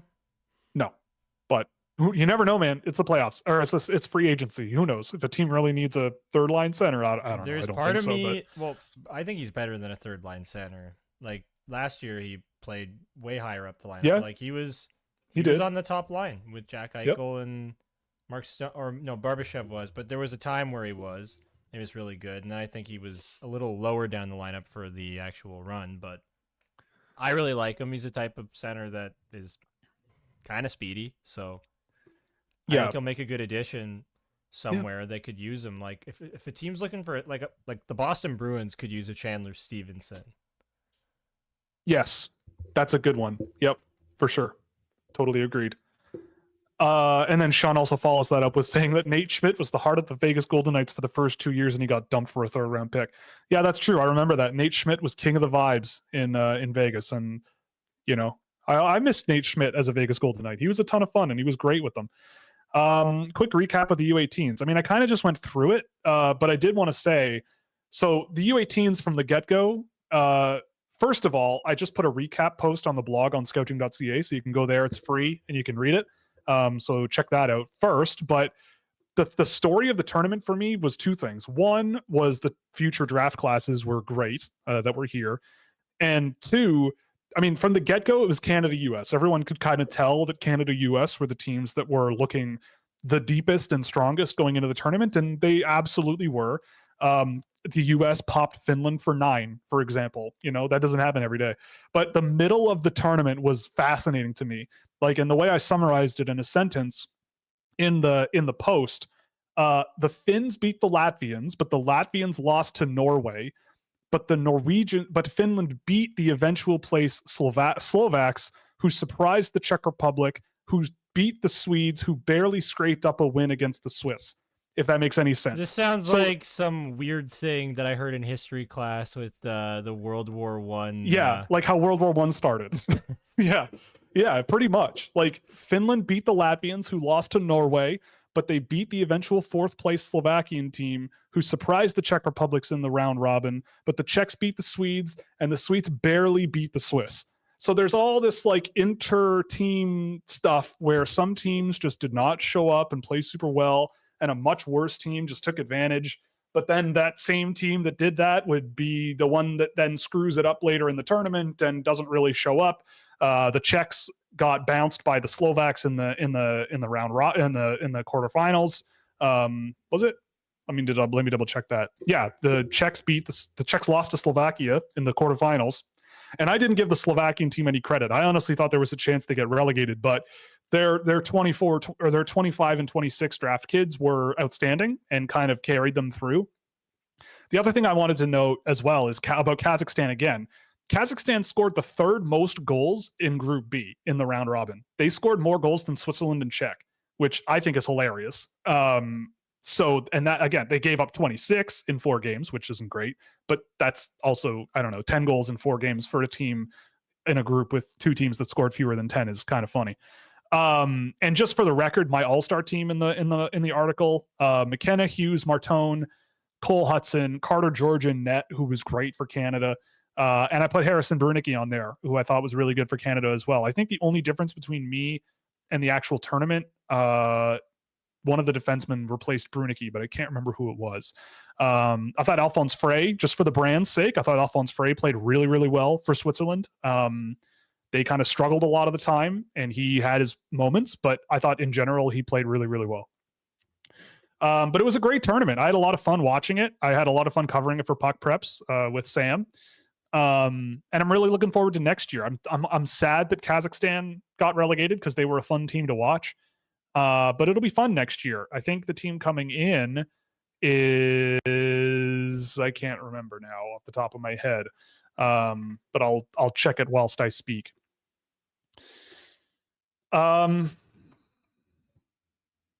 So, what has been Mason Lowry's biggest improvement since he was drafted? By the way, Germany is coming back next year. They have a good group of 07s, I think, too. Like Dustin Wilhoft is a good one. I think David Lewandowski is a 17-year-old. Yeah, so those 2 guys will probably be there next year. So yeah, with Mason Lohrei, honestly, that was just a miss, I think, on my part. I mean, nobody knew who he was. And credit to the Boston Bruins for pulling that one out of a hat. But I remember when I went and watched him the year he was drafted and going, okay, what is this all about? Because he was a re-entry. I think he was the highest drafted re-entry in the draft.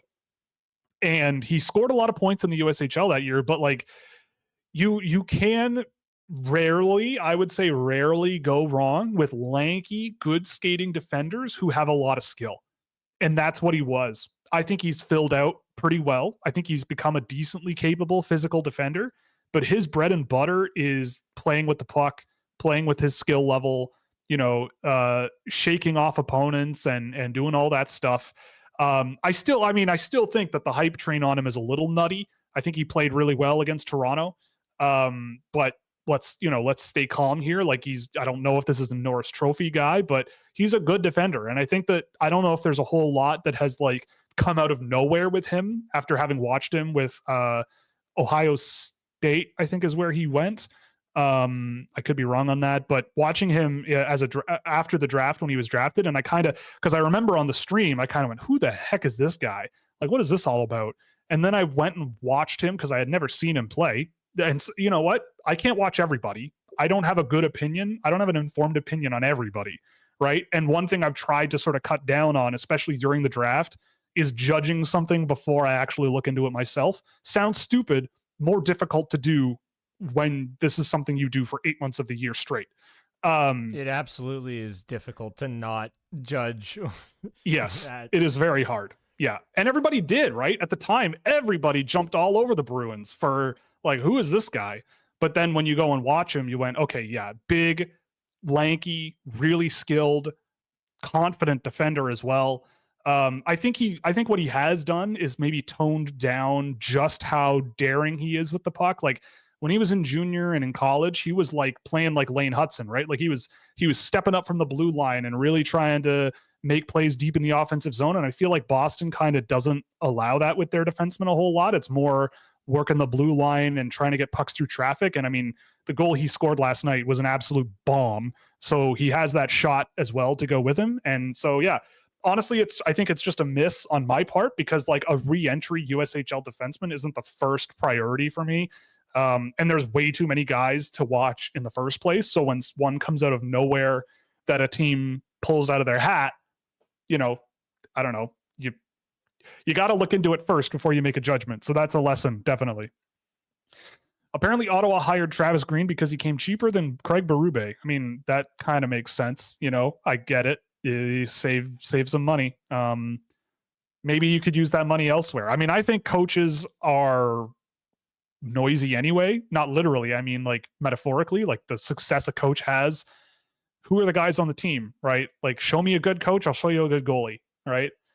What I will say is after Travis Green got hired, I asked around a little bit. I asked some questions about him because I kind of want to know, like, what is it with these guys? Like, what's the deal? And like, what is it that Travis Green brings to the table? And, you know, why really? And the thing I got was that he is a really good coach. Like, generally speaking, he is a pretty modern, level-headed guy.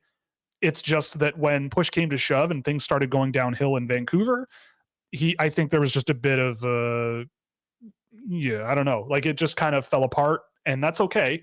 It happens, you know. But the point is, as far as I know, you know, he's a good dude, and we'll see what happens in Ottawa. I think Ottawa's problems are similar to Toronto. Yes, their bottom half of the team is a little bit lacking, but their top half, I think, is really good generally, and they just kind of, when you break the numbers down on how they lost games and when they were getting scored on and all that, it seems like they just kind of took the foot off the gas pedal a lot and just kind of mentally checked out a lot. And that's a motivation thing. I don't know if I'd agree that their problems are similar to Toronto.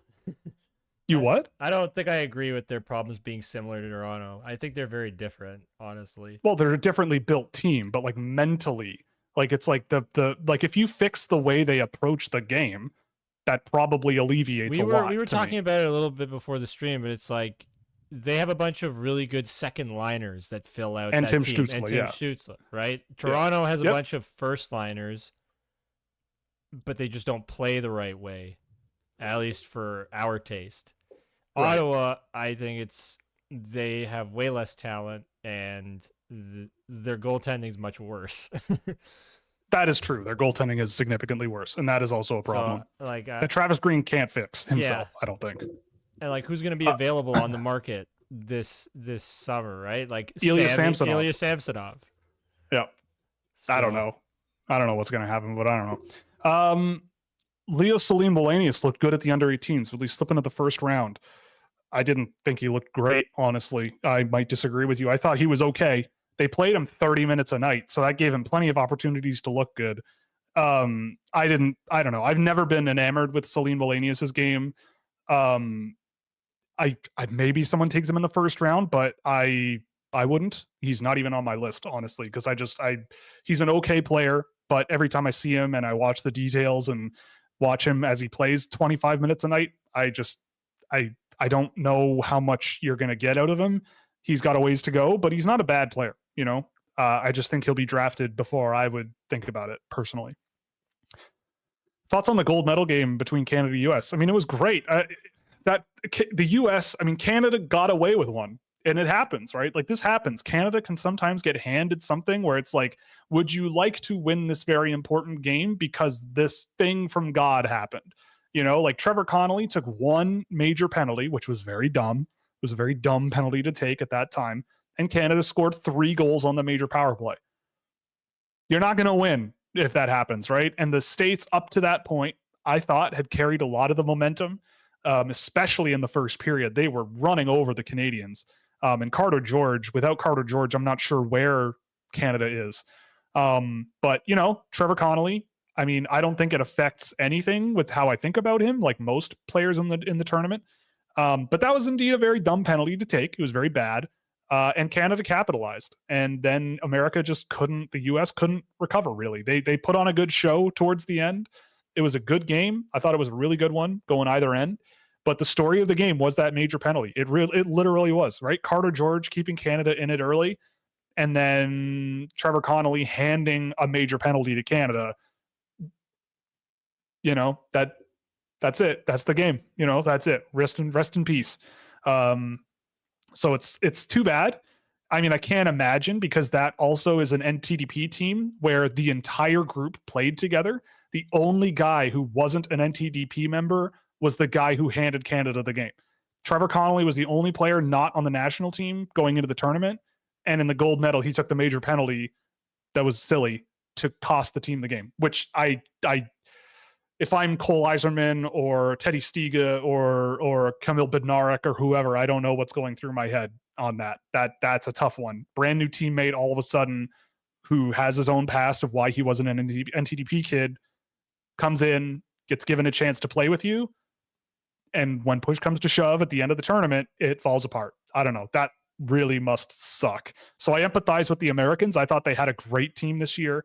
I still think Canada had the more balanced and deeper team, but the States did have some really darn good players, and James Haggins was spectacular. I thought Teddy Stiga was great. Cole Eiserman played really well. There was a lot to love about the Americans. They just came up short, unfortunately. Conspiracy theories are fun. 7-Eleven was a part-time job. That's a good one. I like that. I'm stealing that. I think Utah should have a variety of jerseys on hand for Celebrini, one for each trademark name. I would agree with that. Or like peel and stick logos. So you just peel off one and stick another one on. I don't know. Or you ask Macklin Celebrini which one he likes the most, and then that's what you name the team. How about that? And if he doesn't like any of them, he gets to choose what name the team is. How about the Utah Celebrinis? That would be fun. No, it'd be terrible, actually. If Montreal wins first overall, there's a non-zero chance they take Anton Salayev. I would disagree, but I enjoy the idea of it. It'd be very fun. A lot of forwards Chicago was drafted high recently are interesting. Who projects best at center between Moore, Nazar, Ludwinski, and Green? Probably in the NHL, I would say it's a coin toss between Moore and Nazar. Nazar's a more physical player and a more resilient guy. I think he's a really smart player. But Moore is that speedy sort of Dylan Larkin type player. So I think that it's the same thing as like the question before about Michkov Demidov. It's like they should both be good players, but for different reasons. And so the idea of who is better, I think Nazar will be a more dependable player, but the higher end moments and the higher end, intensity level and speed and sort of pushback that a guy like Oliver Moore can give you, and he doesn't slouch defensively at all, I think will also be a huge benefit. So it's kind of a situational thing for me, but I may give the edge to Nazar, but only like by a hair. Berkeley Catton being 6 feet would be awesome. It's too bad he's 5'11". Very true. Every time I picture the scouting combine, I just think of Middlestat not being able to do a pull-up and that being his first image on Google when you searched his name. That's true. That is a very true thing. Sam Bennett also notoriously couldn't do a chin-up. And look at him now. He's a tough boy and a real pain. So, yeah, I mean, the combine, it's cool. It's cool. Biomechanics does factor into sports 100%.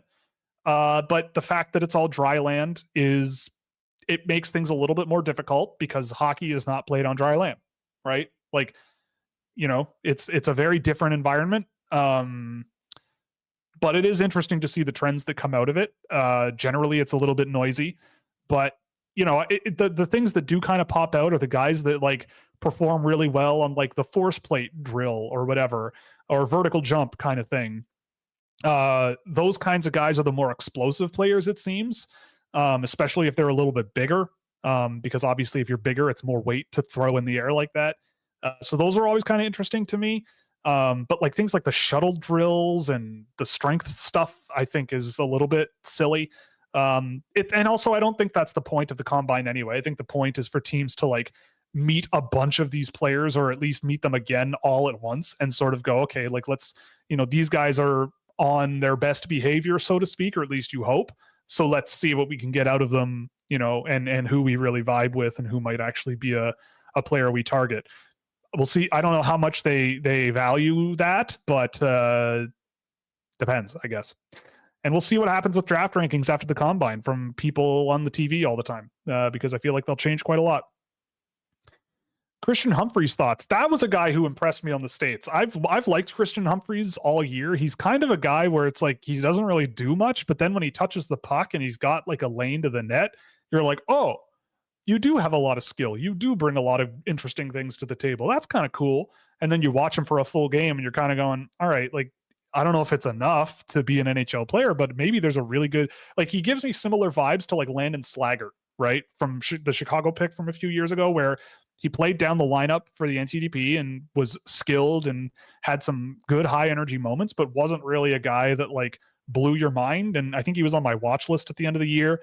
But then, they draft him and he sort of settles into a good role in college, and we'll see what happens in his pro career. But a guy who I thought was drafted too low, and maybe that's going to happen with Humphries again. But he was good at the under 18s, I thought. I saw someone say or tweet that we are in a generational generation when it comes to the amount of generational prospects. Yeah, I believe that was Byron Bader, because he had a bunch of dudes listed as generational. Again, I really don't go for buzzwords and stuff like that, even though I love that we got a comment on YouTube from someone saying that we used a lot of buzzwords. But I don't really Maybe throw I do around in the titles. Sure, but I don't really use the word generational for pretty much anybody. I think guys like Connor Bedard are like a generational level goal scorer. Austin Matthews is a generational level goal scorer, I suppose. But that's nice to have multiples of those. I think the biggest thing, especially because I think this came from Byron Bader, and forgive me if I'm wrong, but again, his model is, I think, purely point based. I think we are in an era where everything is offensive, right? Like, I think we're in an era where offensive hockey is in vogue, which is a good thing. I like it. That's the way it should be. That's what sells the game to me, as well as the physical side of the game. Both of those things. Can't have one without the other, and vice versa, I don't think, and have a good hockey game. So to me, I look at it and go, yeah, like, I think there's just more kids that are scoring more because offense is up around the world pretty much. So it makes sense that guys would project as better players when they're scoring more points in a points-based model. Maybe he scales it for like the average offensive output of a team or something. I don't know. I don't really know. But the point is, like, I see it as like, I don't know. You got to be really careful, especially when you're just looking at points. And yeah, to the point where I don't even really think about it. So I don't know. I would not call Macklin Celebrini a generational guy. Adam Fantilli, I would not call a generational guy. Those are rare. Like Connor McDavid, when he was a draft eligible, it's like, oh yeah, this guy is going to be faster, more skilled, and better at both of those things in conjunction than anyone ever. And that is going to be hard to stop. And he has now scored a gajillion points in the NHL for good reason, right? What else do we got here? Pros and cons on Gavin McKenna. Well, for starters, McKenna was unbelievable at the under 18, especially for a guy that turned 16 during this season. Just an unbelievable player. Like the combination of skill and brain is insane. Like it's insane in the membrane. He has such a great ability to map the ice, time his motion, time his playmaking, time everything super well. He has enough skill to keep the puck away from you. You can't touch him. The only real downside I see to McKenna is that he is smaller and does kind of lack that in close quarters, that explosiveness that can gain a little bit of separation from more physical players. But I think that's something that is the only area of weakness for him. And you can work on that over the next 2 seasons before he's NHL draft eligible.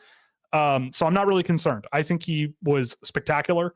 He had a ton of speed through the neutral zone when he got to wheel up in the defensive end. So it's not like he's a slow player, but I'm just saying, like, physical pressure and managing it outside of dangling and trying to find pass options by dangling through other guys is a little bit tough to project. But I think once he gets a little bit stronger and a little more filled out and, maybe works on generating speed a little bit quicker, from a standing start or something, I think that there could be really a heck of a player there. Like he kind of gives me like Clayton Keller vibes, where it's like you just see him and you're going, this guy, you can't, just an unbelievably skilled playmaking guy who, just drives play so well, who isn't the biggest guy in the world, but it almost doesn't matter. And, up that Tim Stützle alley type of player. And I think he was great. Stiga was him. He was. Teddy Stiga was also excellent. And again, like I expected that going into the tournament, right? Like I expected him to be the most hardworking, fastest, probably one of the better players on the US team. And he was, especially 2024 eligibles. There's a reason I have him so high. Thoughts on Cole Beaudoin? I think he could be a solid third liner or a valuable player for the playoffs, albeit this was my first time seeing him at the 18s. I mean, you're right. That's kind of my understanding of him as well. Just a really good up and down the ice, back into your lineup type guy. And I think that's pretty easy to see him do that. Would I draft him super high? I don't think so, but you got to love sort of the motivation and the intensity level that he brings. I've seen him get really, really physical against the boards and really sort of get involved, getting his hands a little dirty, which I think teams will love. And I think if he interviews really well with some teams, they're going to love him. And I think that he might go higher than we think just because of the, competitiveness he has that you can see through video and in person. Like he's a guy, like he's a player, and that's a good thing. Thoughts on Brody Ziemer? Certainly think he'll be a really good college player. Love the skill level. He was playing with a lot more pace than I remember him playing with this year. Really good puck distributor. Certainly deserves to be drafted. There's no doubt about that to me. Played really well, like as a really good sort of complementary puck moving guy. Like you see the role that Yuri Slafkovsky has been playing on that top line in Montreal, and I think Brody Ziemer kind of brings, not that they're comparable players talent wise, but in terms of the role they play, they both kind of do similar things in that universe. Give and goes, catch and release passes, get open in the offensive zone, good finisher, all those kinds of fun little things that he brings to the table. If the Sharks get second and don't draft Demidov, I'm on the fire Mike Greer train. Well, I mean, on one hand, I kind of agree, but on the other hand, you do have some really talented playmakers. Will Smith is one of them. Will Smith is one of them. William Eklund is there as well. I don't know. I get the feeling that they might look, knowing what Mike Greer has drafted in the past, there's a lot of big physical guys that are probably going to get drafted really high, and you don't want to bet that they fall. Lindstrom, Levshinov, it seems Salayev is going to go really high. So strap in if you're a Sharks fan and you don't win the lottery, because I have no idea. Like, to me, Demidov is a hard 2, but from 3 to about 20, you could order them in any order, and I'll understand it. I have my preferences, but you have a reasonable argument to be made. I personally think Demidov would be the best player available, but the Sharks do have a lot of skill, and they have a lot of playmaking on that in their cupboard, and already that. So to me, I don't know. I get the feeling that Demidov might not be the biggest need for them if they want to think about it that way. So the next thing I saw, because it looks like I might have actually been right about the draft lottery thing. Because so I sent you the little media thing. Yes. And the limit on teams winning a lottery, Section 3. No single team will be able to advance in a draft order by reason of winning a lottery draw more than 2 times in a 5-year period. This limitation will not affect a club's ability to retain its presumptive draft position in any lottery, nor will it preclude the possibility of the club moving down. So to me, that sounds like that's only by way of moving up that applies in terms of winning a lottery. No, that means what that's saying is that even if you're the worst team in the league again, your odds will stay the same, right? Yeah. It says the limitation will not affect a club's ability to retain its presumptive draft position in any lottery, nor would it preclude the possibility of a club moving down the draft order to the extent other clubs 'Cause advance. to me, it just sounds like you're allowed to keep drafting high, like 1 or 2, so long as you have those odds. Like you're not bumping anybody down. I just think that that's the whole that is exactly why they do it this way. Like I don't. I only brought it up because there was another comment about it. It's not me trying to be right. Okay, I'm not trying to do. I just want to get clarification on it before we end the stream here. That's all. Like that just seems like such a loophole that they would have to think about. That they would be like, if a team finished dead last 3 straight years and won all 3 lotteries, I think people would be like, this is under the purview of whatever. Like they are like, otherwise you could just bottom out every year. Yeah, but and like, be fine. Because that makes no sense to me. Well, that's what I meant by it's confusing, right? Because but it's not confusing to me, because when you win the lottery, it means your combination of numbers come up. So even if you're dead last, there is a chance that your numbers will not come up, right? If I go out and buy 1 million lottery tickets and there's only 1.5 million lottery tickets and I win the lottery, I still won the lottery. Yeah. If my number doesn't come up, I didn't win the lottery, right? I have the best chance of winning the lottery out of anyone in the country, but if I win it, I won it, right? So I don't know. Even if, I don't know. I just think their system anyways is stupid. Oh yeah, I agree. I think it's so dumb. Why do we have to limit who can do what? Like, if anything, they should be going the opposite direction. Yeah. They should be going the opposite direction of more picks should be a lottery. More picks should be up in the air. Like if the whole point is to avoid tanking, you've now guaranteed a bottom 3 team, generally almost guaranteed them a really good pick. Yeah. Every year, pretty much. I thought the rules got worse. Like it's just people complaining. Just because you suck doesn't mean you shouldn't draft 4. People complaining and screaming. It's kind of insane. But they changed the rules. It feels like 6 times in 10 years or something. I feel like they keep tweaking it, and everybody keeps getting upset all the time because their team didn't win. I think the only change that they really needed to make to satisfy people was go from 4 to 3. I think this 2-year, like this, because I'm confused about it. It seems like, honestly, I still am uncertain if it's you're able to win lotteries, or sorry, if it only applies to when you move up a slot. I guess the overarching thing too is like, chill. Like, fans of NHL teams need to frickin' chill. Yes, they do. Like the lottery is not the future of your franchise. Do you think Seattle really hates that they have Matty Beniers instead of Owen Power? Nope. Do you think that the New Jersey Devils hate that they have Luke Hughes and wish they had Owen Power? Like, do you think that maybe like Jack Hughes Ottawa getting Ottawa with Tim Stützle, Lucas Raymond has been spectacular in Detroit. Like, and it's not that was the thing that changed this. That was the lottery that changed this whole outlook. Yeah. And Lucas Raymond's much better than Alexi Lafreniere.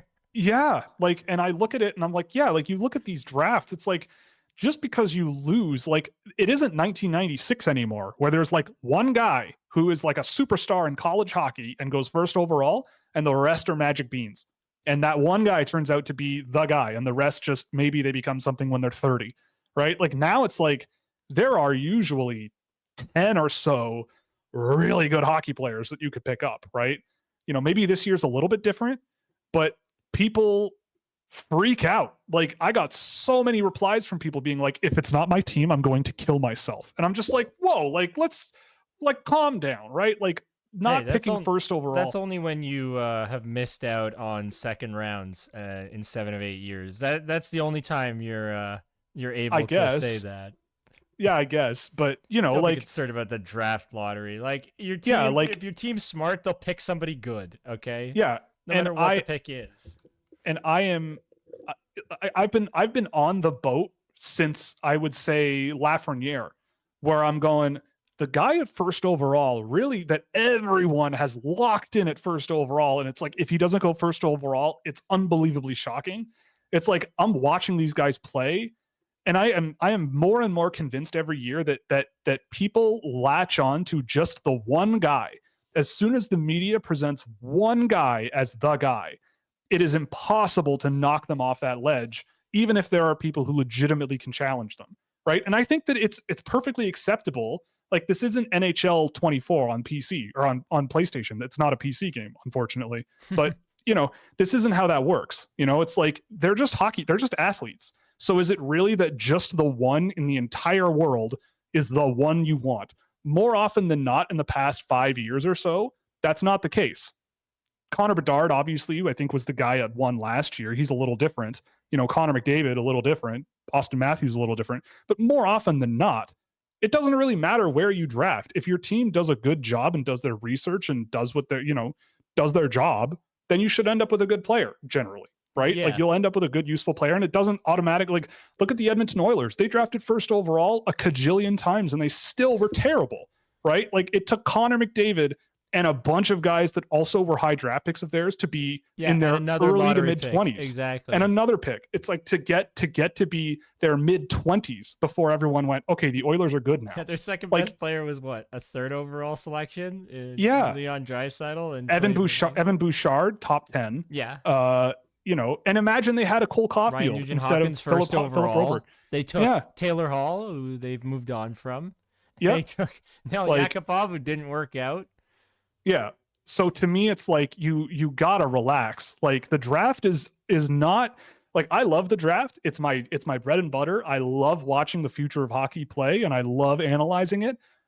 And I'm the data guy, and I'll tell you right now, like, people think way too much about the draft. People think way too much about like where their team is picking and who is better than who and whatever. And like, I don't know. It's a step for a team in the right direction if you're drafting high, but it doesn't always end up that way. And so it's like, if you have fifth overall, there's a chance you could botch the pick for sure. But I look at this year's draft class, like, I watched Celebrini Demidov back to back today. Honestly, think that it's a coin flip in my head. I honestly cannot decide between which one I would rather have. They both complement each other really well. And it's as if, like, 10 out of 10 scouts put Celebrini at 1 on Bob McKenzie's most recent thing yesterday. I'm not surprised because, again, North American, and like, everyone's latched on to him as being the number one guy. He's also a center, and that's a big. He's also a center. He is also a center. But if I'm sitting there and I'm watching Ivan Demidov, if Ivan Demidov were from Toronto, Ontario, and playing for the Sudbury Wolves, he'd probably have 150 points in the OHL this year. And it's like, okay, well, is he a reasonable, even though he's a winger, is he reasonable going in the first overall slot? I think so. Like, the skill and the playmaking and the speed he's developed and the skating ability he has, like, I don't know. I like Macklin Celebrini as much as the next guy. Super smart, great 200-foot player, wicked offensive tools. But like, I still watch him and go, okay, like, he's a guy I think that's going to need some time. I think that's reasonable.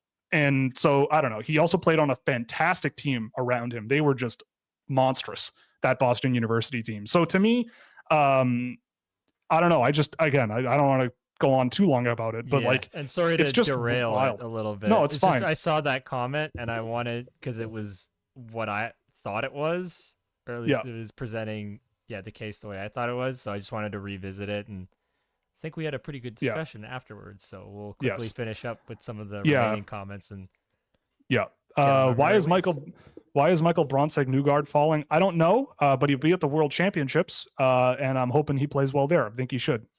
Of the current crop of rebuilding teams, which of them, although I will say about MBN, if he scores 6 goals in the tournament and they're all against Kazakhstan or whatever, like Slavkovsky, I expect him to go first overall. Of the current crop of rebuilding teams, which of them do you think won't be successful in powering out of their rebuild into being competitive? That's a great question. It's also a tough one, because it's a tough one. I think the draft's going to be pretty pivotal in terms of formulating our opinions on whether or not we're going to think they're successful. And then even then, next year they could draft well too. So let's put it this way. Who are the teams that you trust to do a good job, right? The teams I definitely trust to do a good job high in the draft this year: Chicago, Anaheim, to a point, Columbus, Montreal. I would say, I think Montreal generally, I think they'll do a good thing.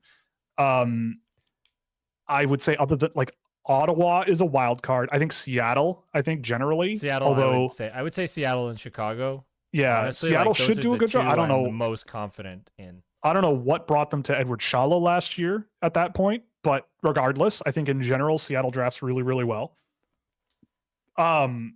Calgary, again, another wild card. I think New Jersey is a team that will figure it out. It's just really hard. I don't think San Jose is going to have a problem digging their way out. I still don't really know just how good they will be with their current group. So they might take a little longer. Arizona is another wild card. Sorry, Utah is another wild card where I like I love that they drafted Simashev and Boot last year. I don't know what will happen. Like if they draft a Salayev at 2 or 3 this year, if they win, or if 2, I guess it would be 1 or 2 maybe. Then I don't know how I would feel about that, right? But they, I don't know. They have good pieces regardless of whatever they do. Despite themselves, they have some good players coming. But they also don't really, maybe they will now have the money to spend in free agency and get better. I don't know. It's a hard question to answer. There aren't a ton of teams, I think, that are particularly run like straight up poorly. The closest thing to that I would say is Ottawa, but everyone's turned over. Everyone's gone. So I don't know. Yeah, I don't know. It's a good question.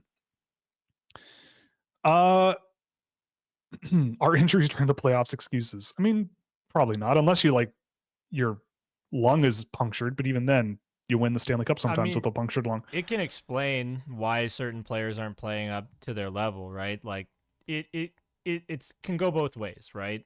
Yeah. There is the safety net of, Austin Matthews' wrist was bad last year. And it's a safety net that I take full comfort in, all right? So I can cope and go to sleep and think, Leafs for Cup 2025.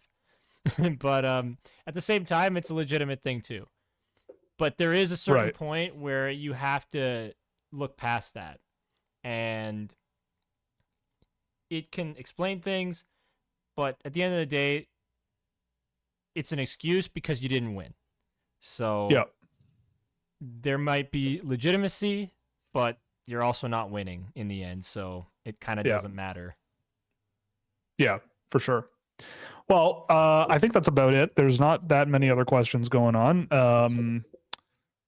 Someone making a Kazakhstan joke. I actually have been on late night rabbit holes, going down the rabbit hole of looking at all the Central Asian Stan countries and picking which ones I want to travel to. They all look very, very beautiful. Oh yeah, you sent me what? So, you wanted to go to Uzbekistan? Oh, Uzbekistan, Kyrgyzstan, Kazakhstan, they all look really cool to me. I wanna get in a bus and just rip around those places for a month or so. I think you messaged me like last week. I got probably at 1 a.m. Yeah, at 1 a.m, because that's what Will and I are up talking to each other. It's, dude, I want to go to Uzbekistan. It's something like that. yeah, pretty much. And I said, pretty much why? And then Will gave like, I don't remember what it was, but there's like this very specific thing that you wanted to see in Uzbekistan. Yeah, I can't remember. I think it was like all the old, like Uzbekistan is one of the best preserved old Muslim countries that with the Silk Road. The Silk Road ran through it. Yeah, and there's a lot of Soviet architecture that wasn't destroyed or anything. Because the whole city of Tashkent got leveled by an earthquake during the Soviet era. And that's actually the earthquake in Tashkent. It killed a bunch of people. And it's the only reason why the Soviet Union started an earthquake monitoring program. It's because they had this like massive earthquake in the middle of the 20th century when like the rest of the world was on top of the earthquake thing. They're like, maybe we should actually do something about this because, rebuilding a city is very expensive. So I thought that was kind of fun. But yeah, that's where I've been. And also shout out to Uzbekistan for hosting the most entertaining hockey tournament of the month, the under 18 Asia and Oceania Cup, which Thailand, I believe, won in a thriller. Yeah, so go Thailand, go. Wow. Really good team. Yeah, Thailand, Mongolia, they had good team. And anyway, fun tournament to watch, especially if you love giant blowouts. The Indian national team, for the first time laying eyes on them, was just unbelievable. Anyway, that's going to be it for today. AJ, any parting words before we take off? I've already said Leafs for Cup 2025, so I'm kind of out of stuff But yeah, the Go Leafs Go thing is over, eh? Go Leafs Go. No, it's still there, but Go Leafs Go to the unemployment line, Sheldon Keefe, I guess. Even though he's going to probably get all of the money from his contract because he already has an extension in place. Oh, God. hey, man, I'm confident that he'll pick himself up and end up back in the NHL somewhere. And I think he'll be a decent head coach again. Yeah. Yeah. And all respect to him. Before we go quickly, the last comment there, didn't Kuwait forfeit against Uzbekistan after the first period? They did. They were losing, I think, 14-0 after the first period and quit. I will say, though, in Kuwait's favor, they showed up with 14 skaters. And watching the Kuwait team, it was 14 skaters who looked like they learned how to skate last week. So, and at least some of those teams, Mongolia, Thailand, Uzbekistan, all of those teams looked like they actually play hockey a lot. Like those teams at least looked like they actually had been doing this for a while. Kuwait most definitely did not. No, they did not. So there is some quit in Kuwait is what we're saying. Yes, big time. Yeah, yep, there is. But anyway, on that note, we're going to call it a day. Thank you for joining us. This, of course, was Scouching Live. If you liked it, you can hit all the buttons below. Don't miss another one. We'll hopefully get back on our normal schedule at some point. But, you know, these afternoon shows early in the week are pretty fun. So anyway, I'm off. And AJ, thank you again for joining me. This was a lot of fun. Yep, job. And we'll see you on Thursday afternoon. Go Leafs, go.